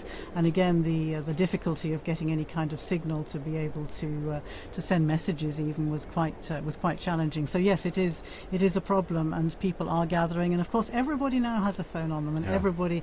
That was another thing I remember, because it was getting dark during the I remember waiting for Pope Francis. When the smoke came out, it was dusk, but it was still light out, and by the time they got to the actual pronouncement, the night sky was completely black. And there was a flashing of all those millions, or at least hundreds, tens of thousands of cell phones as people tried to take the first pictures of the new Pope. And that is something which, of course, is quite different from in past times when people would acclaim by applauding and cheering. But applauding and cheering has a lot to say for itself, because I remember being in that square and stepping out. And to be honest, I didn't recognize him. I didn't know who he was. But close to me was a group of Argentinians, pilgrims. And immediately I realized he must be Argentinian, because they went wild. And so I think I was online, I don't remember. I think I said, I think he's an Argentinian. And then, of course, everybody is looking for the biographies and trying to and the internet risks crashing as well, because everybody is trying to download that biography. Interestingly, I've noticed that the Vatican this time has come up with an extremely helpful dashboard, which again is unprecedented. As far as I remember, we had to do a lot of the research ourselves, but we now have a Vatican dashboard which gives you all the details that you ever wanted to know, or the basic information about the cardinals, all the cardinal electors, who they are, where they come from, how old they are, who created them cardinals, what their main features, if you like, of history has been so far, which is incredibly helpful for all of us trying to cover these things. That's progress. It is two-faced, in the sense that on the one hand, yes, we do have a lot of information much more readily at our fingertips. On the other hand, we are expected to be active on so many more platforms and to be there. And so it's been a really steep learning curve for us as well. We're going to have to be there when the smoke is white. We're going to take a screenshot, we're going to do a video, we're going to have a name out there. It's very challenging for journalists this time and age. And Lynn, I'd like to go back to something you said about the applause, where applause is very significant. As you mentioned, Dawn, in the past, sometimes it was by acclaim, it was the voice of the people of the city of Rome. But even today, in various liturgies, we hear the people to signify their acceptance. And it's not a legalistic form, but there is a place for the people to express their approval of a choice of a priest, of a bishop, and less formally here for the Pope. Well, Saint Cyprian, when he was defending the papacy of Cornelius, this was in 250 AD, he said that the clergy of Rome consented to him. He was ordained by all the bishops and by the acclamation of the people. And so this is actually, it is kind of liturgical, the reception of the Pope coming out on the loggia, and then the people acceding to that election in the square. It's a very important moment. Now, sometimes the people historically have not always been so peaceable. They've made their desires known.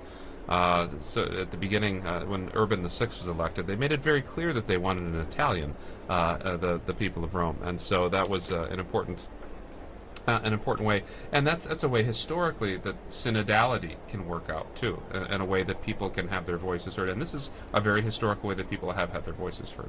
When you mentioned that we were talking earlier about acclaiming the Pope and thinking back to that election in 2013, of course, you have that incredible acclamation and cheering, but then the other lasting memory that I have is Pope Francis asking the people to pray for him before he gave them the blessing. And in an instant you had however many the people there were in the square falling silent, and so you had this extraordinary contrast between the noise of the cheering and the applause and then the silence as he stood there for really quite a long time with asking people to pray for him and to pray for his new ministry. That was really quite something unusual, I found. The sentry seagull is back, waiting for the waiting for the news. Waiting for the news. I'm reading something quite unusual for me. I'm reading that it could even be possible that today, in the Sistine Chapel, the Cardinals have actually not voted, and therefore there will not be a signal. It's a remote possibility, but it exists. Yeah, all the procedures that govern everything from the moment we learn of the death of the Holy Father, or the moment of his resignation, through the ceremonies to say farewell to the previous Pope, through the period of mourning, the organization of the conclave, how the College of Cardinals organizes the events, to the entry into the conclave, and all of the details of the voting are laid out very, very precisely in a document which we've heard many times, Universi Dominici Gregis, the name of the document that covers all of this. And there is, what that document foresees is that normally the Cardinals would proceed immediately to a vote this evening. However, that's not an absolute, and there is admittedly a pretty remote possibility that they don't proceed immediately to a vote. There's also what would be a very strange possibility, but we've talked about this earlier, not unheard of, if the Cardinals should choose someone who is not in the Sistine Chapel, they might take a vote, but the vote is not formalized and elect a Pope, but the Pope is not elected until he accepts. So you wouldn't burn the ballots, you wouldn't see the white smoke, and meanwhile the cardinal electors would have to call outside the cardinal, probably make a phone call, and ask their choice to become Pope. And in that case, we would not see the smoke, and then people would really start talking. Yes, that would be a journalistic crisis for sure at that. And the question: when was the last Pope who was not in the conclave to be elected? It was Urban VI. It was that election right before the Great Western Schism. He was the Archbishop of Bari, and so they elected someone outside of the conclave, and so they had to send him notice of that. And it took a long while, and the people of Rome were relatively restless until they found out that, don't worry, we have elected an Italian, and they all went home and had a party. So. Meanwhile, as we've been chatting away here, the Cardinals are still gathered in one of the probably most magnificent chapels in the whole world, full of symbology as well. We all know the final judgment on the wall of the apse. We all know the creation on the ceiling, but there are a lot of paintings in there as well, including some Raphaels and a very symbolic Perugino, which shows Christ handing the keys to St. Peter. Delving into the bottomless archive of Vatican Radio, I found another program by Veronica Scaresbrick. It's a short one. She speaks to a professor of fine arts, Brina Ennis, who tells us about that particular fresco, which is part of the of Christ on the right-hand wall as you enter the Sistine Chapel.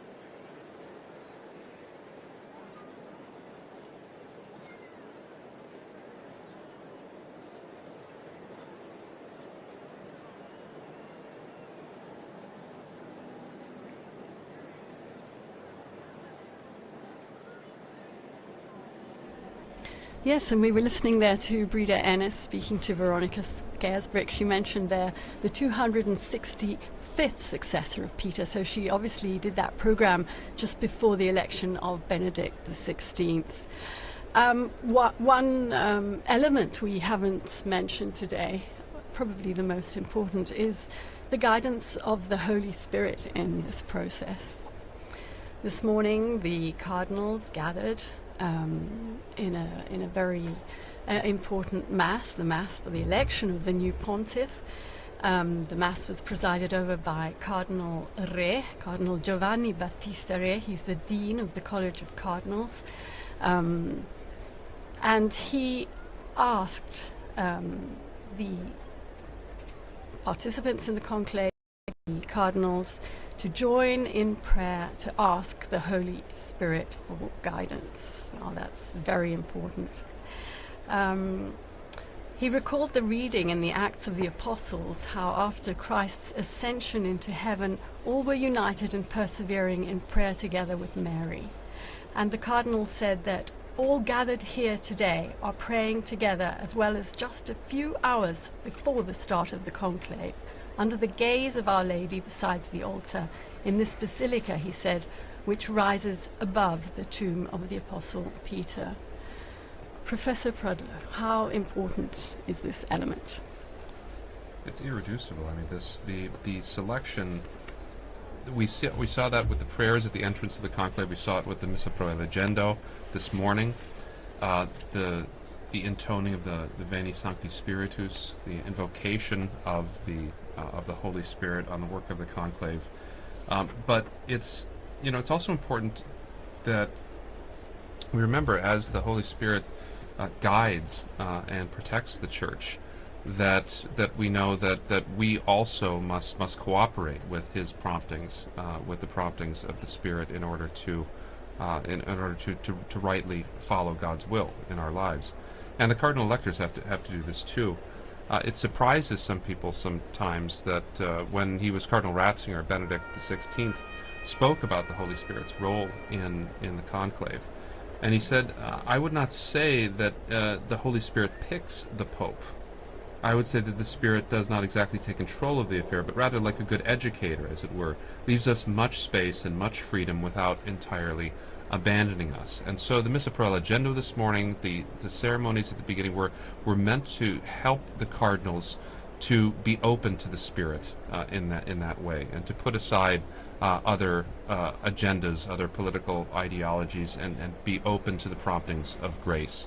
And so that's because, and I think that was something very wise of Benedict to say, because in the past, I mean, there's not always been good popes. I mean, in the history of the Church, there have been quite bad popes, and yet the Church endures, and that's the astonishing thing from an historical perspective.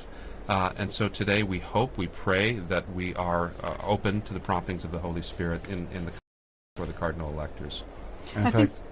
I think it's particularly interesting that Mass is not just for the cardinals, but of course it's a Mass in St. Peter's Basilica, open to the public and to a lot of other people who want to come along and want to be part of that moment at the beginning. As you say, it's marking the beginning of the conclave, and to be actually part of that and to be able to pray together with the cardinal electors for the new Pope is an incredibly moving moment. And again, I noticed this morning there were a number of the ecumenical representatives here in Rome. We have a new Anglican bishop, Bishop Anthony, who is the new head of the Anglican Centre. We have the head of the Methodist Ecumenical Office, the Reformed churches, and they were there together with representatives from the Council, the Dicastery for Christian Unity, again praying together and gathered together with the cardinal electors, praying for a successful outcome to this conclave under the guidance, as you say, of the Holy Spirit.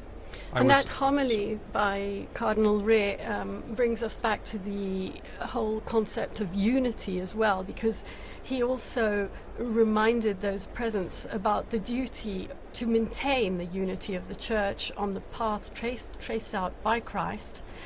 And he explained that unity is marked by profound communion in diversity, provided that full fidelity to the gospel is maintained.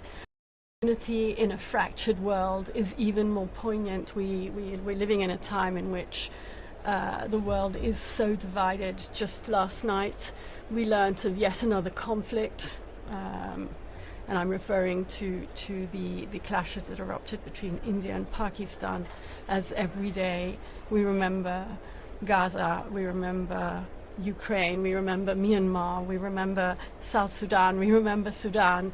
Unfortunately, the list is very, very long.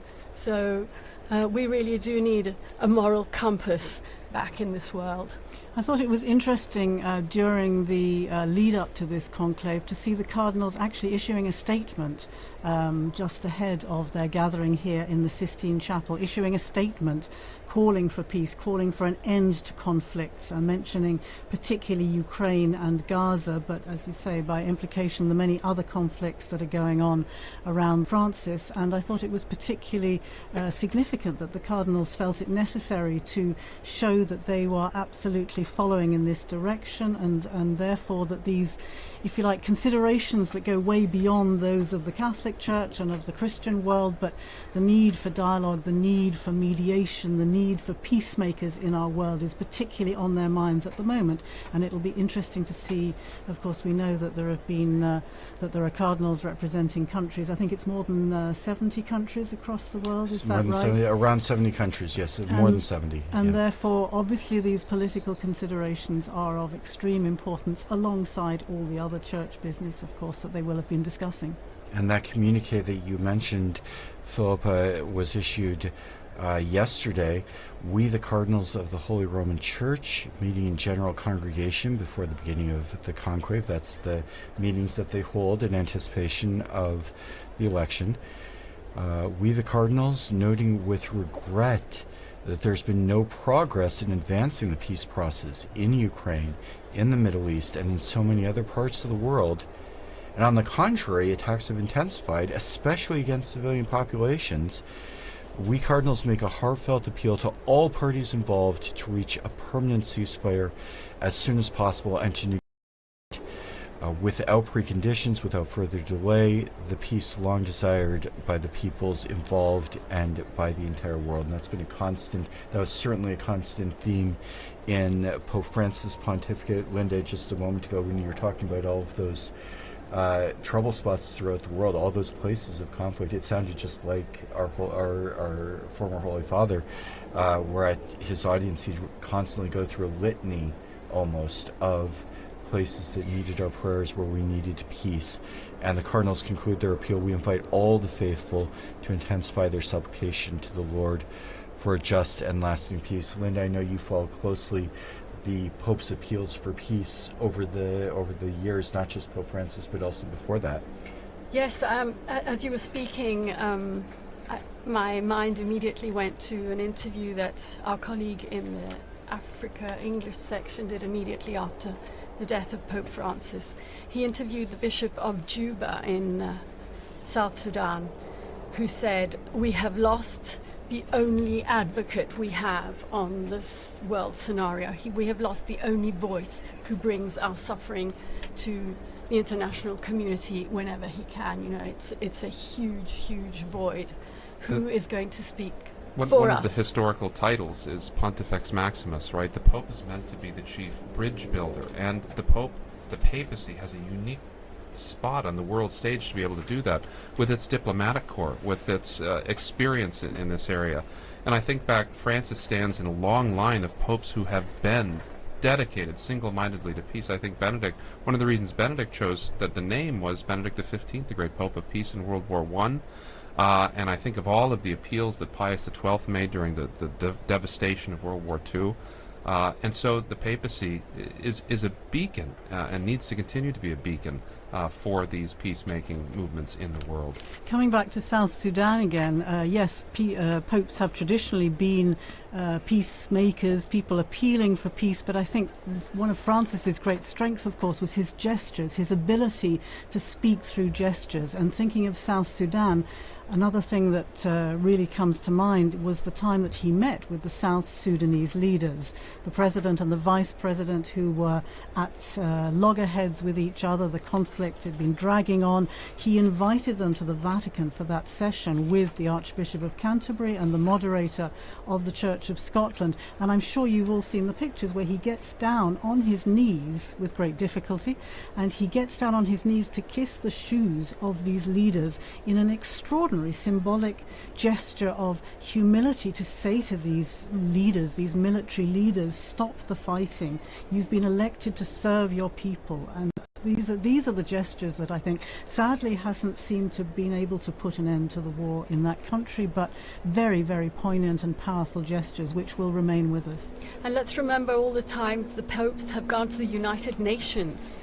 We'll never forget Jamais plus la guerre, Pope Paul VI, and then Pope John Paul II, and Pope Francis. They have all been to that incredible forum, that family of nations, to say stop fighting, listen to the voice of the people. And as Pope Francis very famously wrote in his encyclical Laudato Si, heed the cry of the earth, heed the cry of the poor. It's an incredibly important role. And I think you mentioned Pope Paul's very heartfelt. You could see it on his face when he cried out, "Never again war, never again war." And I think every subsequent pope that's visited the United Nations has quoted him there. I'm not absolutely certain of that, but Don, you mentioned the unique place of the Catholic Church. The Church is present in just about every country in the world, so they have a stake in a lot of these conflicts. Some places the Church is very small. Mongolia has a community of a few thousand people. 1,500 Catholics. With the Cardinal, though. Right? But with the Cardinal, who we saw today. Cardinal is present throughout the world. It does have the diplomatic corps, and I know you've done some studies to the diplomatic corps. It's not just the Pope's gestures, which are very, very important. You mentioned the beautiful gesture of the Pope kneeling at the feet of the leaders, but there's also so much work that goes on in the background, which is animated and inspired by the Pope. That's where the Secretary of State, the nuncios, are really trying to carry out the background work of trying to make the Pope's appeals a concrete reality. One of the surprising things, people come to Rome, they find out it's a city with two sets of embassies, that there's embassies to the Republic of Italy and there's embassies to the Holy See. And the Holy See has diplomatic relations with an immense number of countries, including countries that are at utter loggerheads with one another. And so that in situations of war, in situations of conflict, nations can come to the Vatican and use the diplomatic service in order to exchange messages of peace, in order to exchange messages offering ceasefire. And so it's very important to remember the work of nuncios, of the special envoys, when the Pope sent Cardinal Zuppi to Ukraine as a special envoy for peace. That this is something the Catholic Church is very good at and can be a force for helping to establish lasting peace in these troubled areas. And as you said, Don, that's something that the Church can do, where you can speak with both parties as, if not exactly a neutral party, but at least something that's a little taking a step back, where you can't talk to one another, but you can talk to someone else. We saw that with the Second World War and some of the tremendous work of the Department of State. We also have seen with the Secretary of State, one of the big issues is the plight of displaced persons, and that was a big work of Vatican Radio in its early history. Linda Philippa, maybe you could speak about that role of the Holy See in the humanitarian work of the role of Vatican Radio in the humanitarian work of the Holy See. Well, I think you're probably referring to the Second World War, right? Especially, yes. When the radio started a service announcing the names of prisoners of war, in order that people could tune in and hear whether their husbands, their fathers, their brothers were in these prisoners of war camps following the Second World War. And that was, as I say, way back after the Second World War. But of course, if you're talking about the plight of displaced people, then much more recently, during this past decade, of course, we think of how significant an issue, I would say a top priority, this was for Pope Francis. Hard to forget that the first place he chose to visit after his election was the tiny island of Lampedusa, down to the south of Italy here. Why? Because because he wanted to remember all the people, all the many, many, many people who have lost their lives trying to flee their countries, trying to get to safety and security for their families, and losing their lives in the Mediterranean in these terrible flimsy boats that just capsize. And so these kind of, again, the image of him throwing that those flowers into the wreaths of flowers into the sea from the boat to remember the people who'd lost their lives. Speaking with other migrants who had successfully arrived in Lampedusa on that first visit. It was a theme that he started out that way, and he continued to do that all the way through his pontificate, to remember migrants and refugees and people seeking peace, seeking safety, seeking decent standards of living. It really was a top priority for him, I think.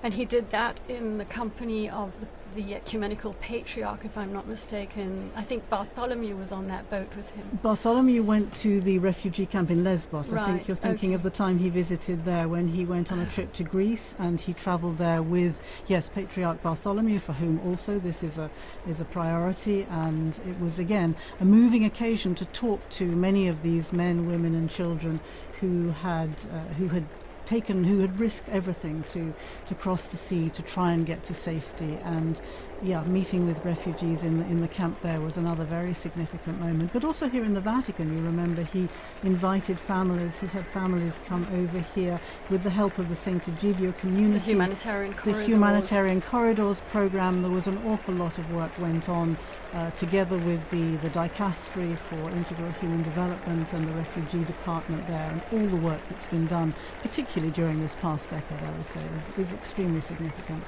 Meanwhile, I'm seeing here on the chat that's adjourning us is that the people in the square are clapping their hands in an attempt to get the Cardinals to hurry up with the voting process. We're going to have an Urban the Sixth situation.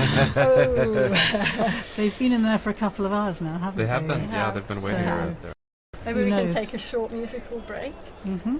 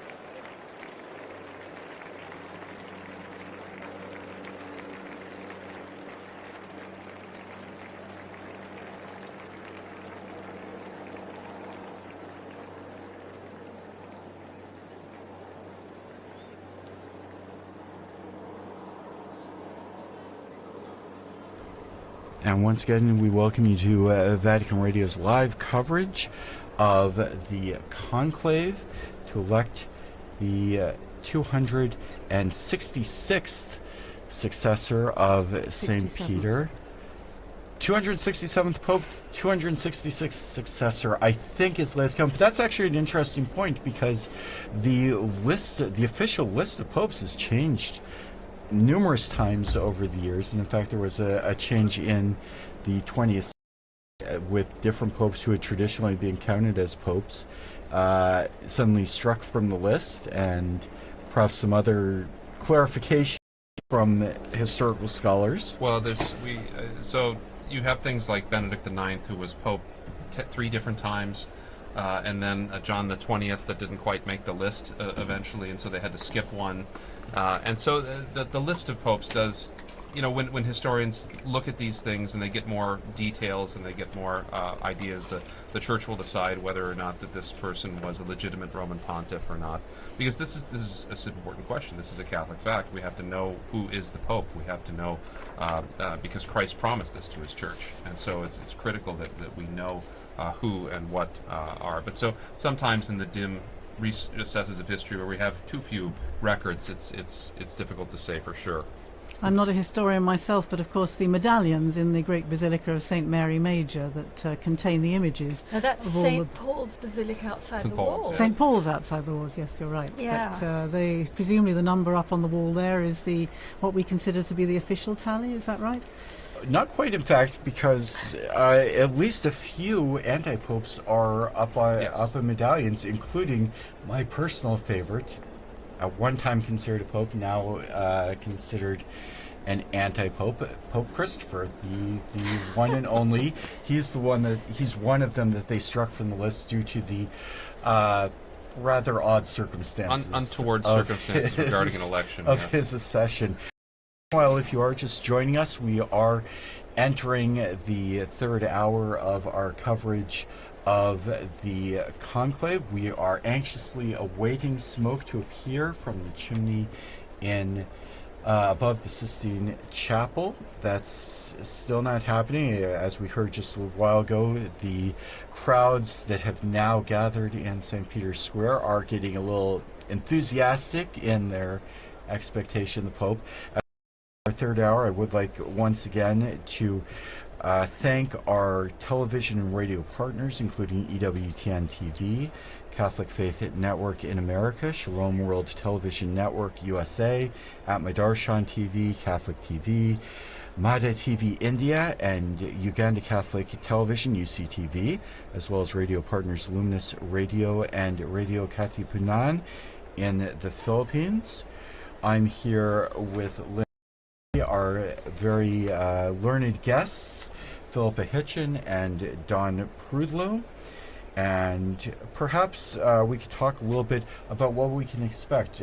Some of us have been listening to our broadcast now for a couple of hours and maybe wondering what's happening and what's going on right at the moment. Well, I think they're getting ready to burn the ballots. Meantime, another thing we've all been chatting about in the run-up is what name will Pontiff choose, because it's a long-standing tradition that the baptismal name is changed, but it hasn't always been so, if I'm not mistaken. But we do know that the first act of the new Pope, immediately after accepting his canonical election as the Supreme Pontiff and before fulfilling other obligations, is the choice of his name. And this name is announced famously on the loggia by the Cardinal Protodeacon after the famous formula Habemus Papam, followed by the Pope's baptismal name in Latin. So Francis was the first Francis. I remember we were going, we're going to call him Francis the First, and we were told, no, it's just Francis, he is the first. But it's an old custom that apparently emerged as early as the first millennium of Christianity, and I'm reading here, Professor, because it's 1,500 years old, so it is a pretty well-established custom. And can you tell us anything about the popularity of certain names, why they became so much more popular than others, why Francis perhaps was never chosen until this last pontificate? Well, there have been a series of quite traditional names. I mean, there's a good list with 266 popes to choose from. There's good, and it ties people back into continuity with the past. Benedict, naming himself after Saint Benedict, and after Pope Benedict XV, the Pope of Peace. I tend to think Pope Benedict XIV, the great scholar pope as well, that he tied himself to. But and then you had the innovation of John Paul, right, having the two papal names. And he will be, if there ever is another Francis, he will have to be Francis I. I mean, he doesn't have any choice. He will be Francis I. He will have to be Francis. If there's a Francis II, there's going to have to. Yeah, he'd have to be retroactively promoted to Francis I. But this is a great moment because it's the first time that we can get an insight into the mind of the new pope when they have this name. So, for instance, if, as a lot of people think, the new pope may choose the name Leo, we know that that's probably in line with Leo's great work with social justice, with Catholic social teaching, but also, hopefully, Leo's great work with Catholic academics as well. But how many Leos have there been? Well, he would be Leo the 14th. So there would be Leo the 14th, but John, you'd have John would be a popular one, Paul would be a popular one, or John Paul III even. But all those will have nuances, right? They'll all have meanings that the Pope will be able to tell us, and we won't be able to exhaust them. I mean, they're suggestive, right? We'll see. Well, that's an interesting name. And the commentators will be out in force to explain exactly why the Pope chose that particular name. We've seen there's certainly a tradition of choosing names from immediate or close predecessors. There has been, and Benedict sort of broke that, and that was interesting. And I think that's because we had John Paul and then John Paul. I think that was good to break off from that a little bit. But you're right, they go up and down in popularity. I doubt that we'll get a Sixtus VI. I think that we may have ended that line. We haven't had many Pauls. We haven't had many Pauls, right? There's been a lot more Johns than Pauls. But that's definitely a possibility. That's not. But then you have these strange names from early in papal history, right? Like Conon or Lando, and those are likely going to continue to stay in abeyance. But a name like Innocent or Clement, right? These were immensely popular in the 17th and 18th century. And they tied them back to those great histories with those names too. I mean, John's was kind of a surprise because there had not been very many creditable Johns in papal history, and so it was kind of a surprise, particularly. And there was controversy even about his numbering because one of the anti-popes of Avignon was John the 23rd. There's actually an anti-pope John the 23rd buried in Florence, so that was confusing as well. But he wanted to make his personal statement with that. And as you say, some names gain popularity because of wildly popular popes, but some names fall off when you've had a pope who really did have, as you said, a discreditable reputation, and suddenly we see a lot fewer. One of perhaps the most famous bad popes, Alexander VI, and we did have a successor, but afterwards the name just kind of fell into disuse for now since several hundred years. Right, that's right. But this, I mean, there was very good Alexanders in history as well some not so good Alexanders. But and popes don't always choose a name based on Christian principles. So Pius II, he was Aeneas Silvius Piccolomini, and he was so enamored of the Aeneid that he wanted to be Pius Aeneas. So he was Pius II, not because of any devotion to St. Pius. Julius because of devotion to Virgil. To Virgil. Well, it's much like Dante, right? Our beloved Dante. And Julius II wanted to be named after Julius Caesar. I think so. That's worked. But there were both Piuses after Pius II and Juliuses after Julius II. So having had so many Italian popes, of course, throughout history, all selecting from perhaps what you're talking about, some of the traditional names, I'm wondering what a difference it might make having cardinals from these 70 different countries, and if perhaps we should have a pope from Africa or Asia or again Latin America, wondering what difference that might make in the selection of a name. That would be interesting because we have had Greek popes and Syriac popes and African popes. The great Pope Gelasius was North African. and Pope Zephyrinus was Syrian. There was a period in the 8th century where we had almost all Greek and Syrian popes. And so looking back to that history would be instructive as well. I mean, to the persecuted Christians of the Middle East or of North Africa, it could point to that and still be rooted in the Church's history as well. You certainly need a historian on hand, don't you, to help you make this selection? I can see that you're never going to be out of a job. They've never let historians into the Conclave. There's no on-call historian, so maybe how important is it that a pope be proficient in Latin? Well, I think it's critical as the patriarch of the West and as the head of the Latin Rite of the Catholic Church. I mean, it's pretty critical. And you saw, I mean, when you have these big international events, you notice that the entire thing was conducted in Latin for these cardinals, and it helps in a certain sense to decenter any particular ethnicity or linguistic group that provides something of that common unity that when the liturgy used to be in one language, that did provide that commonality throughout the world, but still today provides it at these really critical moments, so that when all Christians come together in Rome to celebrate Mass with the Pope, that they can sing the Pater Noster in one language, and so I think that's a wonderful thing. So it's pretty critical that he knows. The new Pope will have to know Italian too, since Italian has become the lingua franca of the Holy See. It was very interesting during the broadcast prior to this one when we watched the Cardinals going into Conclave, and there was a long moment where each of the Cardinals swore to uphold the oath. The full oath was read by Cardinal Parolin, and then each successive cardinal said, "I personally swear to abide by this with my hands on the Gospels." But all of them made that oath in Latin. And if you were watching on the video, you saw they had a cheat sheet in front of them with the precise phrase.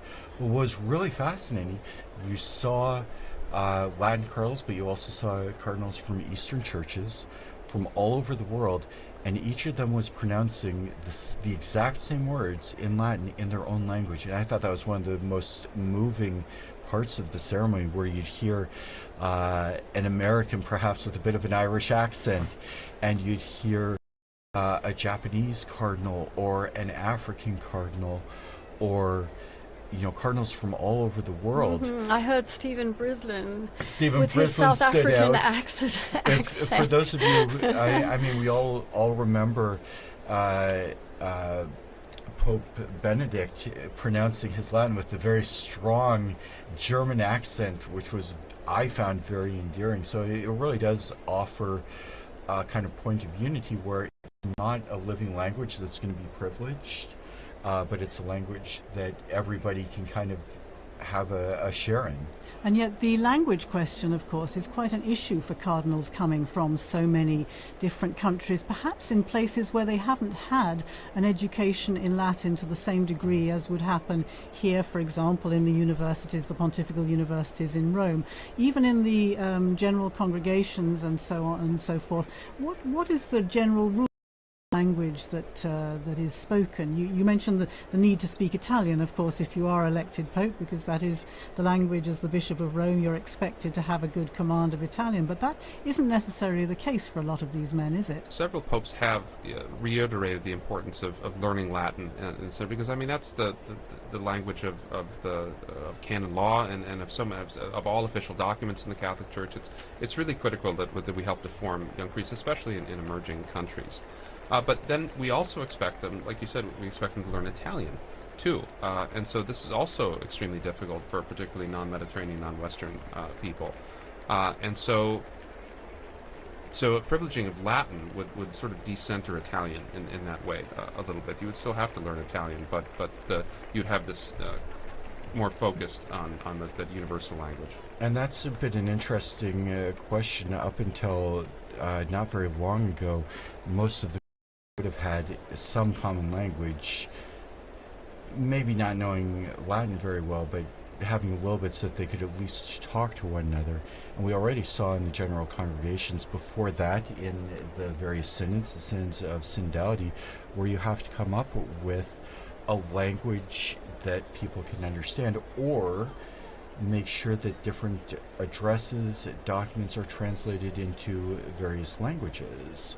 For a long time, the cardinals would have been largely well educated, and or when I say well, not good, but in the sense of had a lot of education and maybe could talk to one another. One of the things they've talked about with this conclave, with 133 different cardinals, not all of them speak Italian, not all of them speak English or Spanish, which are somewhat common languages, but they're in a room where if they want to talk to one another, there are some limitations as to their ability to communicate.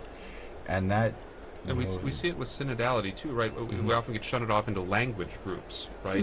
Which is sort of defeating the purpose of the whole idea. I mean, just it's difficult for us to conceive of, say, but Vatican II, to think back to Vatican II, and that the entire thing for 4 years was conducted in Latin, with everyone having an equal voice and able to discuss with one another in that. Now, it's possible that new translation software and things can come and make a difference like this, but having that common tongue has been something that's been very important to the Western world.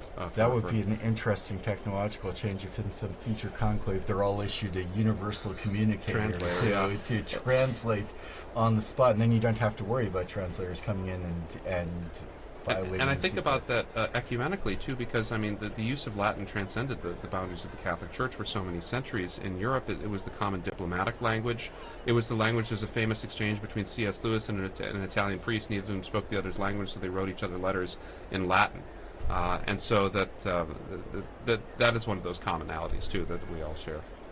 Yeah. And we're still waiting for the even the seagulls. Even the seagull has given up. Yeah. I'm hearing it's getting chilly out there as well.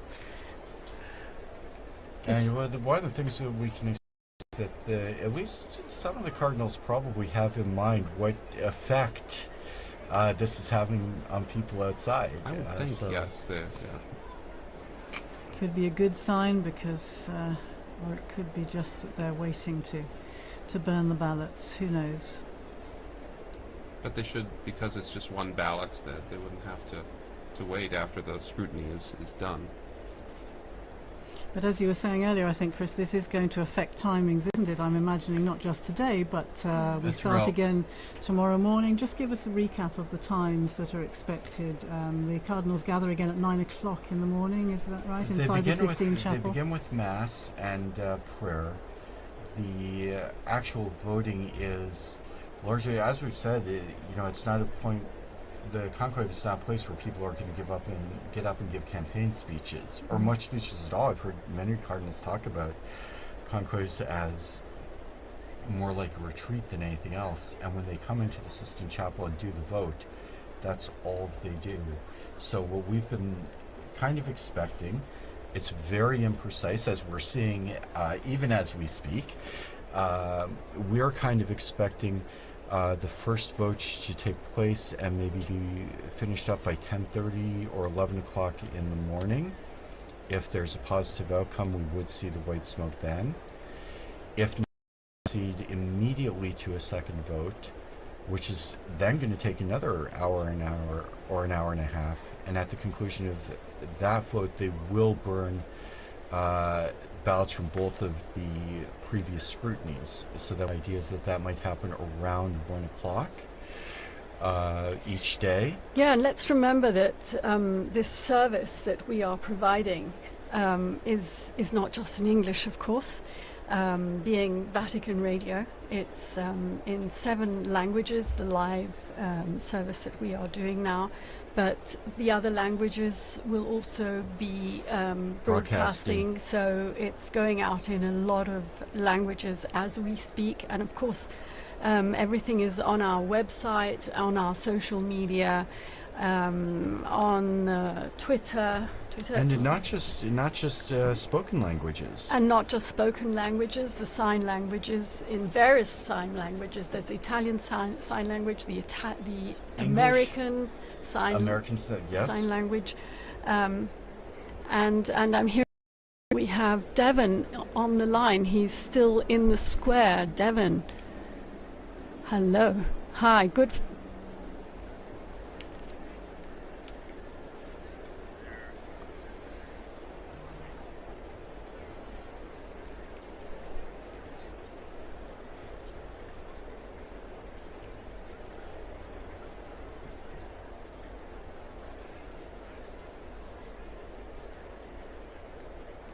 Is it getting dark?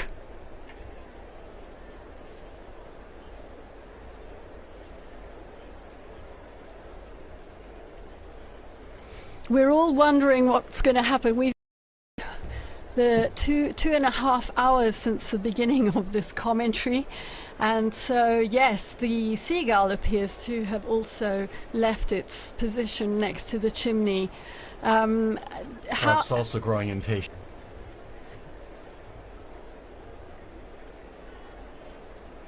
Have you spoken to any other pilgrims or Romans in the square who have specially come for the occasion?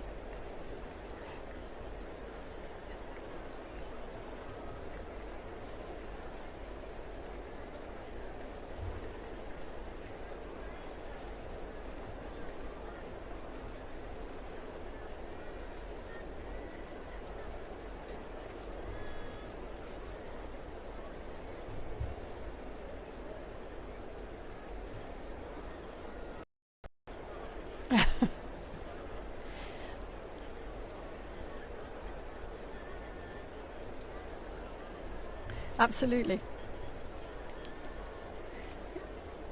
We will. Thank you very much, Devin. And what's very interesting is that if they've chosen not to do a vote this evening, or if there's a problem, that's probably not the level of intervention that will cause them to break the conclave. So there's no real means for them to let us know what's happening inside. So we're gonna keep guessing and keep waiting and praying.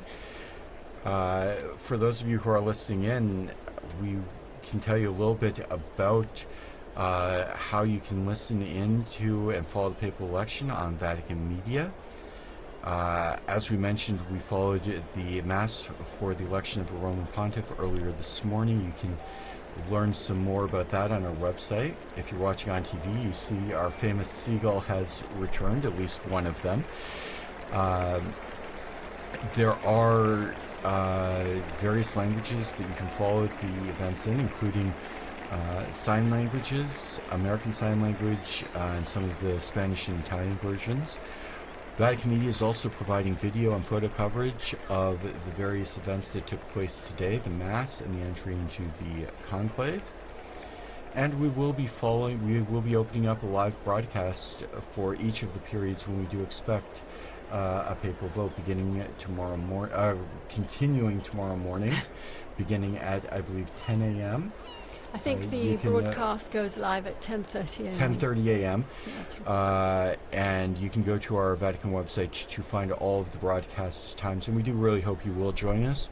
We do invite you as well to visit our social media pages, including Facebook, X, Instagram, and YouTube, where you can follow along and see everything that's happening, or in this case not happening, this evening, as we wait for the sign that a scrutiny has taken place.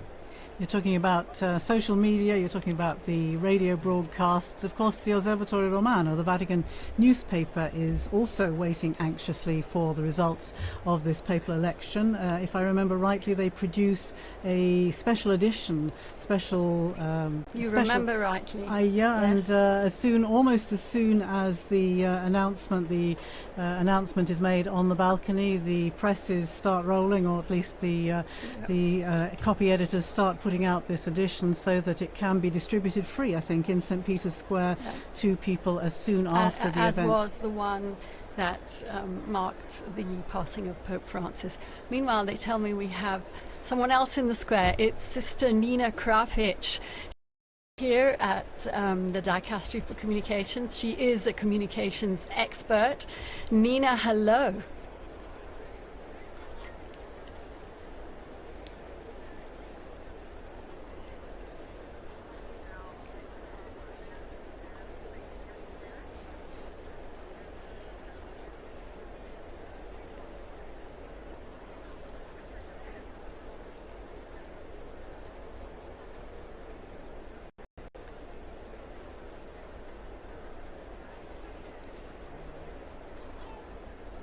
It's your first conclave, isn't it, Nina?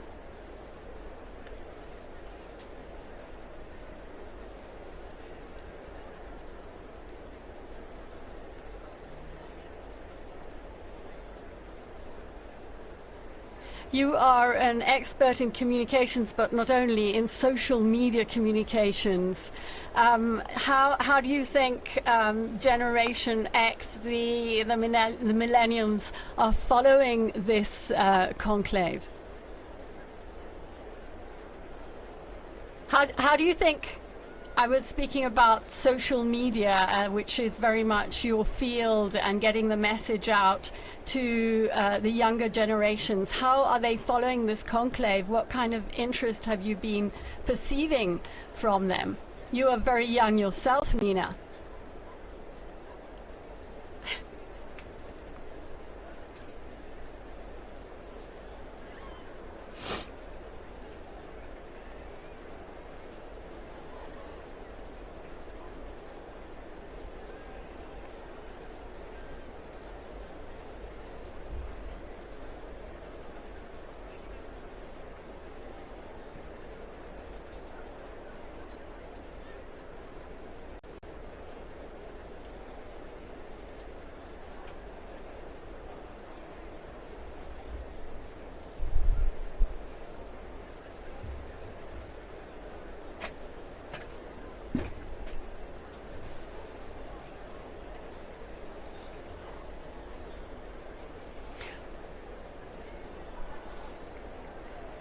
Well, you know how we knew that you were there, Nina?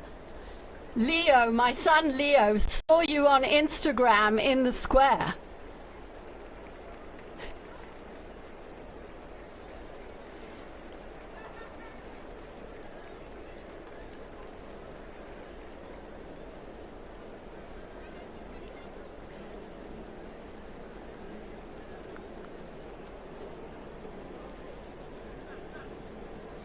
Right.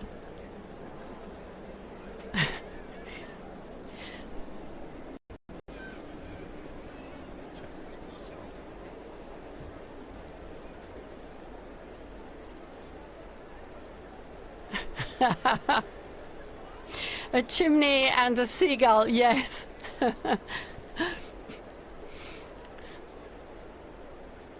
Thank you, Nina. Yes. We'll be speaking to you again. Yeah, absolutely. Okay. Thank you. Bye-bye. Bye-bye. So that was Nina Kravitz. She knows all about influencers and the dicastery that has understood very profoundly that it has to move with the times if it wants to keep up with the world, and has brought her in to study the role of influencers in communication and to talk to gatherings. She goes to speak at conferences about the church and communications with a very new voice. You need a dicastery of influencing. Interesting, though, that what we think of as the generation that likes everything instantly, that people should be standing there for an hour and a half, 2.5 hours now, watching a chimney without anything happening at all. So quite a turnout for the books, and interesting to see the reaction. Will people not be so interested over the coming days, or will that simply increase the tension and increase the interest? We'll have to see tomorrow what happens. Francesca's telling me the numbers have gone up. There are 45,000 people in the square at 20:35. That's 25 to 9 local time here in Rome. Well, it's still mercifully before Italian dinner time, but it's well past American dinner time. You were giving us the timeline, Chris, earlier on. Tomorrow in the morning, as you say, the Cardinals go in. They have 2 votes in the morning. Then they break for lunch, don't they? They do have a break in the afternoon. They will, after the second vote, if the first vote is not conclusive, they'll go immediately to the second vote. Then they do have some time. They'll have their lunch. There will be more prayers. Of course, each session of the voting in the Sistine Chapel is marked by prayer, especially to the Holy Spirit. We can take a look at some of the prayers that we saw today for the opening of the conclave. And then the expectation is, Don was just talking about Roman meal times, but time for a long lunch or a nap, and then they'll be back in the Sistine Chapel. Always in the seclusion of Santa Marta. Always in the seclusion of Santa Marta. I was struck, we've mentioned a couple of times, the movie The Conclave, and we've all seen various parts of the Conclave, and I noticed a lot of the sets bear zero resemblance whatsoever to the places they're purporting to be. But going back to the schedule, the Dominici Gregis will begin coverage around 4 in the afternoon Rome time, and if there is a successful vote, we'll see the white smoke. Otherwise, we'll have to wait for a few more hours, and possibly the first smoke we might see in the afternoon in coming days might be around 5:30 or 6.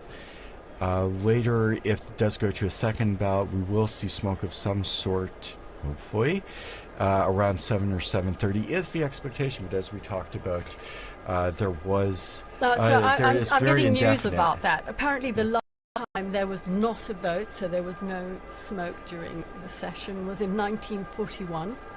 But they're also pointing out... There wouldn't have been, right? Because there wasn't a conclave that year. Ooh, wow. So that was to be expected. So that was not a good information I get here. Because they also point out there were far fewer cardinals in that conclave, but as you say, no conclave in 1941. Maybe they meant 1939. We'll have to check that, check on that again. And still nothing. It still looks quite light out there. And of course the cameras are pointing out towards the west, so the last shreds of daylight will be seen from the perspective that we're looking at the chimney. Whereas if you, for those in the square, if they turn around and look out, they'll see that the light is dying out. We can see out the window here, sky's growing pretty dark in the other direction, and we might have a situation where it does become difficult to see the smoke or tell what color it is. In which case we would be waiting for the bells again, as we were mentioning earlier, if it's a successful vote. Otherwise people will be craning their necks to see what they can see from the square. But meanwhile, it might be a good opportunity to talk about one of the unique features of this conclave. For, as we've mentioned earlier, there are 133 cardinals who entered into the conclave. That's the largest number of cardinals ever. And there was actually a little bit of a discrepancy in the law and the procedures governing the conclave, because Paul VI in 1975 had introduced that the maximum number of cardinal electors would not be more than 120. Don, maybe you could tell us a little bit about the history of the numbers of electors, maybe even going back a little further. The question of the maiden elector was a very contentious issue, and when popes would make new cardinals to influence perhaps the conclaves, this was a big point of contention with the college at times. Yes, absolutely. So the origins of as you know, there are 3 levels of cardinals. There's cardinal bishops, there's cardinal priests, and cardinal deacons. And originally, there are 6 cardinal bishops of the Suburbicarian sees. He's like Frascati and Ostia. Ostia is the senior bishop on the see. There were 35 cardinal priests. Cardinal priests were drawn from the original tituli, the early parishes of the city of Rome. And so we can see before even the year 500 the lists of the original parish, and they would be given the title to these parishes. And there were 14 cardinal deacons. The city was divided into 14 different districts based on the needs of the faithful. And so as time went on, this number was fixed at 70. But during the early modern period, the church had grown so much and worldwide that 70 wasn't enough to give a decent representation for the church anymore. And so during the after Vatican II, the number was increased to 120. And this allowed for a much wider representation of cardinals from throughout the world. And the discrepancy came because because popes wanted to make more appointments, because you have cardinals aging out all the time. They're always, every month or two you have another cardinal that doesn't get to vote anymore. And it's not just Francis that exceeded the number. Benedict and John Paul also exceeded the number. They just did not have a conclave during the period when the number was exceeded.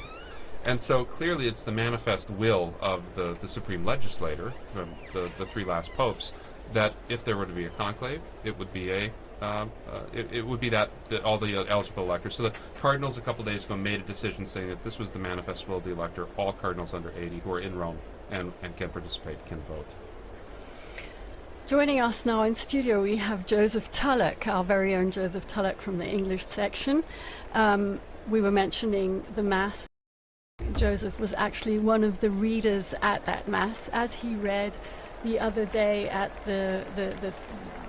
after the funeral Mass in suffrage for Pope Francis. Joe, you were standing out there in that square filled with tens of thousands of people. First of all, would you like to tell us what that felt like and how you lived this experience? Yeah, sure. Hi everyone, I'm Joe. I'm part of the English team here at Vatican News. And what Linda's talking about there is, so I was reading this morning, but before that I had the chance to read at the second, what they call Novem Diales Mass, so the second Mass basically in memory of Pope Francis. It was really nice. It was a really great opportunity to say goodbye to the Pope. That was right after the death, and we were still really missing him. So that was a really great opportunity. There's about 200,000 people showed up for that Mass. I think some of them had been planning to come. There was supposed to be the canonization of Carlo Acutis on that day, and so there was lots of young people who were already going to be in Rome. But what was nice was they were clearly happy to be there for the Mass that they had to go to instead, which was the second memorial Mass for the Pope. There's lots of cheering. They really, there was really. Sorry, I thought I saw a flash of smoke there, but it was just a seagull's wing, I think. Right. Very disappointing. Yeah, so that was a really great opportunity. And then this morning too, that was the Pro Eligendo, so the Mass for the election of the Pope, and it's basically this opportunity for the cardinals to come together, and together with the people of God, lots of ordinary Catholics and perhaps some non-Catholics gathered in the Basilica with them to pray and to invoke on this conclave process. So really nice. I did, to be honest, when I've been here now at Vatican News for about 2.5 years, and I always imagined that the conclave would be this period where I'd be doing so much journalism and going around and reporting on everything, and in the end I've just read a lot of Masses. But that's nice as well, and I've You've been working hard as well, writing that's true as well. And what reading did you do this morning? So it was a reading, putting me on the spot, it was from I think the prophet Isaiah, and really nice reading about I think it's the one that has the Spirit of the Lord is upon me, He has appointed me to preach the good word to the poor, something like that. So the kind of a reading coming out of this prophetic tradition in the Old Testament, and of course the readings are picked, I assume, with kind of the idea of reminding the cardinals of what they're looking for in a pope, so somebody who will have the poor in mind. I think I'm getting the reading right. It's funny actually, when you're there reading, you're so focused on saying the words right that you're not even thinking about what it means. So I may have misremembered what the reading was, but I think that was the one. Rightly, that it was focused on the characteristics that a new pope should hopefully have. So absolutely. Joe is going to be in studio with us again in these coming days as we await the smoke, unless at this point it could be white. Who knows? Who knows? So that's right. I'm going to be joining on Friday morning. If, of course, we could very well have a new pope by then, because by then there will have been there'll be 9 between now and Friday morning. So there's one ballot this evening, and then there'll be 4 tomorrow. And so it's quite possible to have a new pope by Friday morning, but if not, you'll have to listen to me and my wonderful colleague Francesca Merlo, who's producing today, but she'll be joining me in the studio on Friday morning. If we don't have a pope by then, who knows? Yes, thank you here to Francesca Merlo and to Mario Scarton, who are both working on the other side of the window here in this Vatican Radio studio. We've been talking a bit about all that's happened between the funeral and the general congregations leading up to this conclave. Perhaps we could just take a brief look at actually what happens. We've talked about the Pope coming out onto the balcony, the first acclamation by the people of Rome and so on, but then we have to look forward also to the installation, the inauguration of the new papal ministry. Perhaps we could talk a little bit about what happens then, remembering past occasions. It's usually about a week, isn't it, between the announcement, between the successful outcome of the conclave. Well, first of all, all the delegations that are going to be here in Rome for that ceremony have to get here, so it can't be immediately afterwards. There are some technical times that have to be respected, so even should the Pope be elected on Friday, it couldn't be on Sunday. It would just be too early, although on Sunday he could probably do his first Angelus address. Yes, absolutely. And we have to remember that if he's a bishop already, and all the cardinals in there, and most of the cardinals are bishops, that he becomes Pope the moment he accepts. When the cardinal asks him, do you accept the canonical election as Roman Pontiff, and he says yes, he's the Pope. And so the installation Mass is, it's not a formality, it's a very important moment that he inaugurates his Petrine ministry. But he becomes Pope with full authority at that moment. And then the inauguration, I remember being at the inauguration in 2013 and being up on the colonnade. That was a great privilege. I love doing that. You see, because then you allow just for the funeral too, like when they have the delay, you want the dignitaries to be able to come, and they will come. I mean, as we've seen it, I mean, the world pays attention to what happens in the city, and that's critical. But there's a whole set of ceremonies that go along with the new Pope, right? That culminate really after the installation Mass with the actual possessio, the taking possession of his cathedral at St. John Lateran, which I was also present for when Pope Francis took charge of his cathedral. And so this is a wonderful series of events that makes fuller the meaning of what's happening in the Sistine Chapel right now. Pope Francis particularly wanted his inauguration, if I remember correctly, to be on the feast day of St. Isn't that right? And that, of course, became, again, a bit of a theme during the pontificate. We learnt that he had the statue of the sleeping Joseph that he would keep on his bedside table there in Santa Marta. Had a particular significance for him, didn't it? And he inserted the name of Joseph in every Mass that was said throughout the world. So there's a great devotion to St. Joseph, to St. Joseph in his feast days, as patron of the Universal Church, but also as a patron of workers and as a patron of fathers. It was very important to him, for sure. The thing I remember particularly about the installation of Francis, of course, was that it was only 3 days apart from the Archbishop of Canterbury, and because I was covering ecumenical affairs, I wanted to be in both places, and fortunately, because there was that little time gap, it could have been on the same day, but actually in the end I was able to be here in Rome for the papal inaugural Mass, the papal installation, and then get to Canterbury as well for the Archbishop of Canterbury's taking the beginning of his ministry there in Canterbury Cathedral.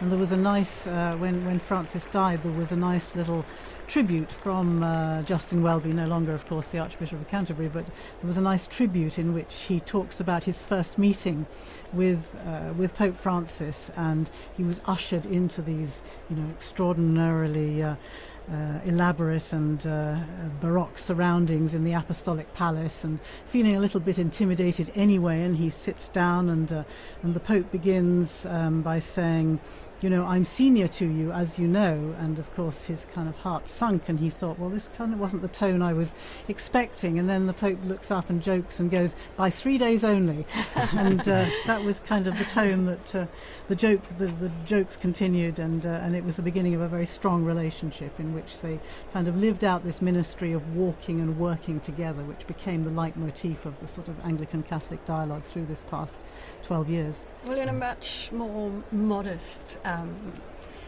register, we also learnt to know him and walk with him after that 13th of March, which we don't forget because we were here. We didn't know who Bergoglio was, and very slowly we began to understand him, he went to Lampedusa, as you mentioned, his very first journey abroad, after having said that he didn't really want to travel. It wasn't his thing, but he went to Lampedusa because that issue was so important for him. And being there, he realized, he told us afterwards, he realized how important it was for the people to feel his closeness and to feel he was going to them.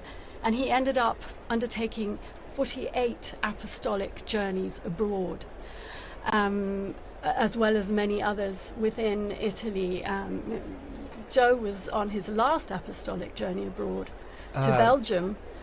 Yeah, penultimate, because the last one was to Corsica. Exactly. But you went to Belgium. That's right. Yeah. So there was a very quick one to Corsica where he came back, and I think within the day, exactly. But before that, the longest kind of traditional papal journey, the last traditional papal journey was the one he did to Luxembourg and Belgium.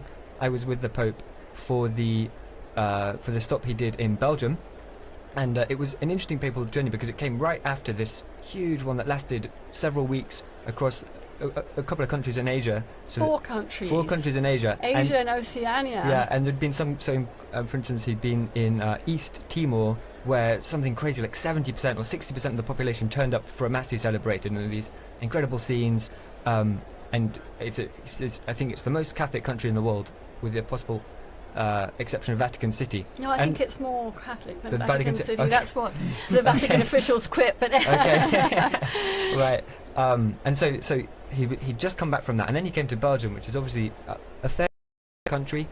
It's a country that's been really marked by the sexual abuse crisis, which is something that's happened in the church all over the world, but it was particularly bad in Belgium. And so it's a country where there's also, on a level, there's some also distrust, I think you can say, towards the church. And so it was a very interesting papal journey for that reason.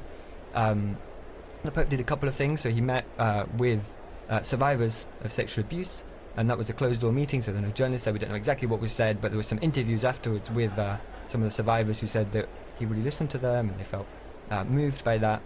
And he also visited some universities. So Belgium is home to 2 famous Catholic universities. I'm going to butcher the pronunciation. One is, I think, Leuven, and one is Louvain, and one is Dutch-speaking or Flemish-speaking. The other one is French-speaking.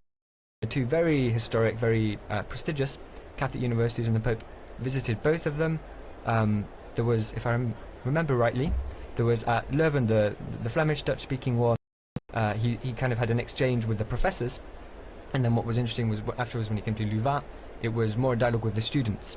But on both kind of occasions, he was doing what we really came to expect from Pope Francis, which was this dialogue, kind of talking to people, even people who disagreed with him. I remember there was some when the students were talking to him, as well as they agreed with a lot of what he said, and then they were pointing out some points where they disagreed, and that was really typical of Pope Francis as well, this desire to talk to people, even people that didn't agree with him. Absolutely. And so it was kind of it was a classic Francis trip in that way.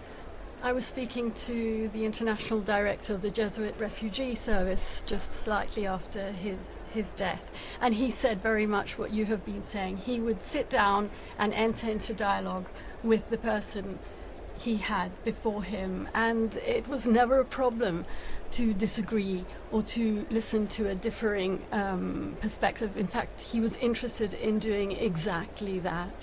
Yeah. Certainly the fact of his meeting with Jesuits wherever he travelled in any of the journeys around the world became a particular hallmark, didn't it, of these trips, and I think a particularly important moment for the Jesuit community throughout the world.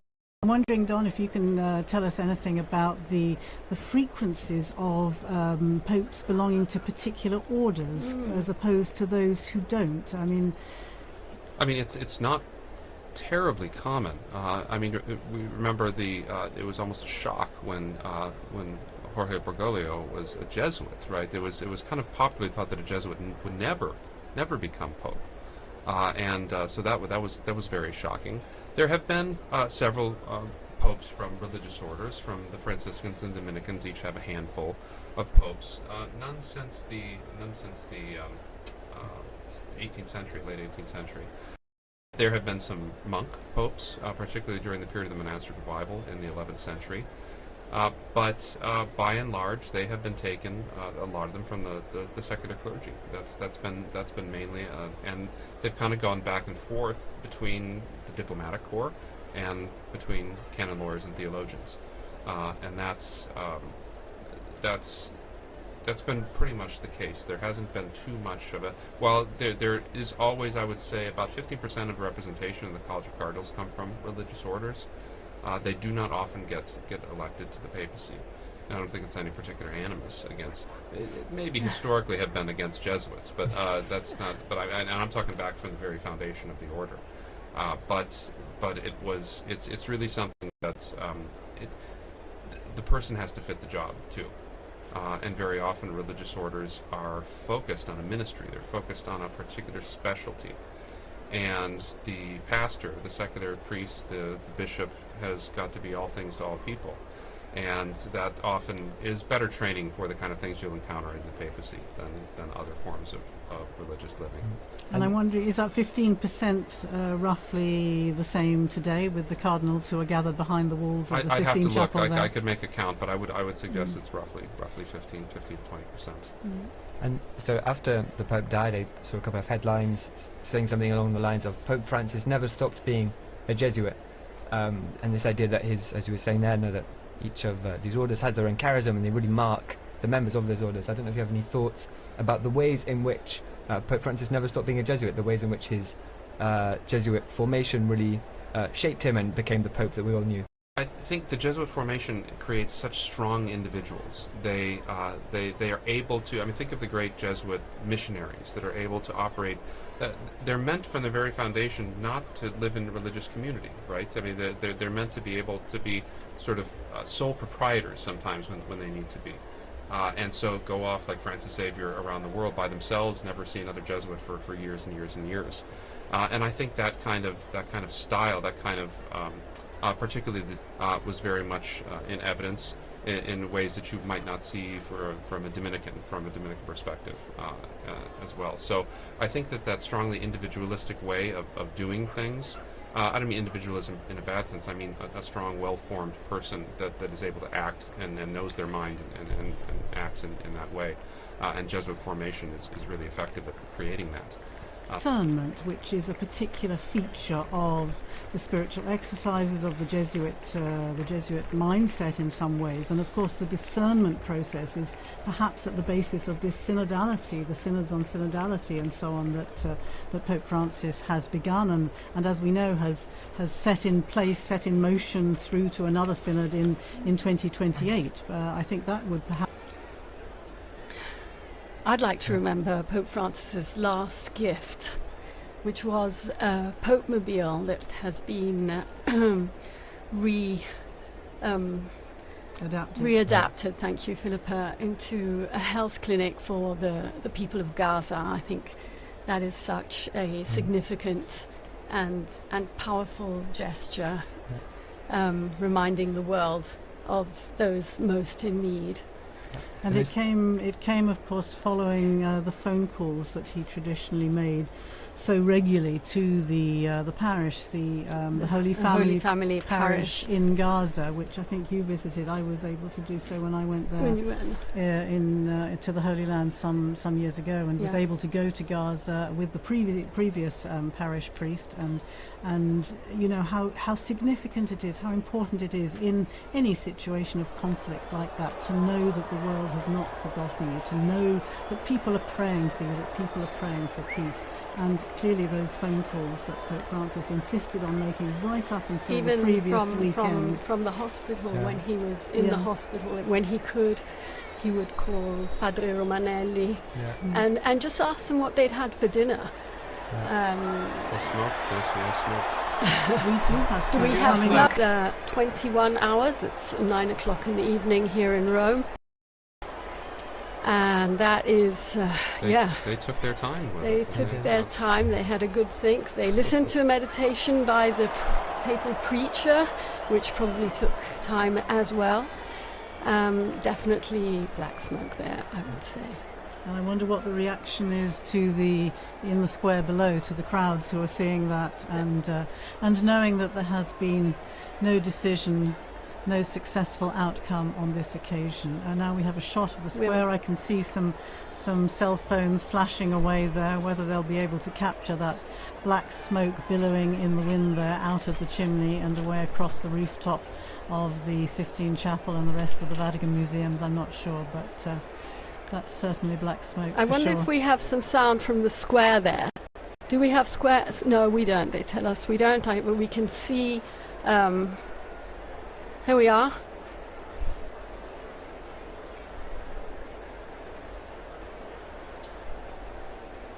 Well, the noise they've made of the sure crowd. of it at least. That's good. They've Oh, got a good bit of it. Yes, a good crowd in the square. And you can see, of course, those giant screens set up so that even if you can't actually see from where you're standing, which it looks difficult to see from it that. does. Yeah, and in fact, I remember that from past And as you years. were saying, it's dark. At nighttime, yes, it becomes difficult. Okay. Okay. Well, that is again. I never fail to be moved by the sight of our most beautiful, beautiful city, the Bernini Colonnade, St. Peter's illuminated, that night sky. It could have rained today, but it didn't. If you're watching on the television screen, it is now completely dark in Rome. The lights are on, the new illumination of the dome of St. Peter's. And the crowd, I think, is very relieved to see smoke, and very definite black smoke. I think there's no question from the very beginning. I want to say thanks to Joseph Tulloch for joining us there. He disappeared out of the studio. Yes, thanks again to Joseph for relaying his experiences. And thanks to our team in studio. I can see people making their way people are moving swiftly out of the square. Definitely past dinner time here in Rome, but and I'll tell you, it's going to be tough to find a restaurant anywhere near St. Peter's this evening. But do keep following us here on A Guest tomorrow morning again, and with Christopher Wells here in studio. So yes, 10:30 Rome time tomorrow morning for another marathon and commentary. We'll have Devin as well tomorrow in the anchor spot. Yes. He joined us with some great contributions from the square for providing so much information and insight and your memories and reflections from the various pontificates. And being so game for such a long and live, wonderful. And thank you to Francesca Merlo for being our great producer. And I can see out there Kelsey Gassi, who is also working away behind the scenes, and Mario Scatton. Thank you, all of you. They're signaling us from the... we are in fact going to finish up our broadcast now with the main event has occurred, as it were. So again, thanks to all those who participated in the evenings. Thanks to especially to our head of the English section, Linda Bordoni, who has done so much hard work to make all of this possible. And thank you, Christopher. TNTV, Catholic Faith Network in America, Shalom World Television Network USA, Atmadarshan TV, Catholic TV, Mata TV India, and UCTV, Uganda Catholic Television. Also our radio partners, Luminous Radio and Radio Katipunan in the Philippines.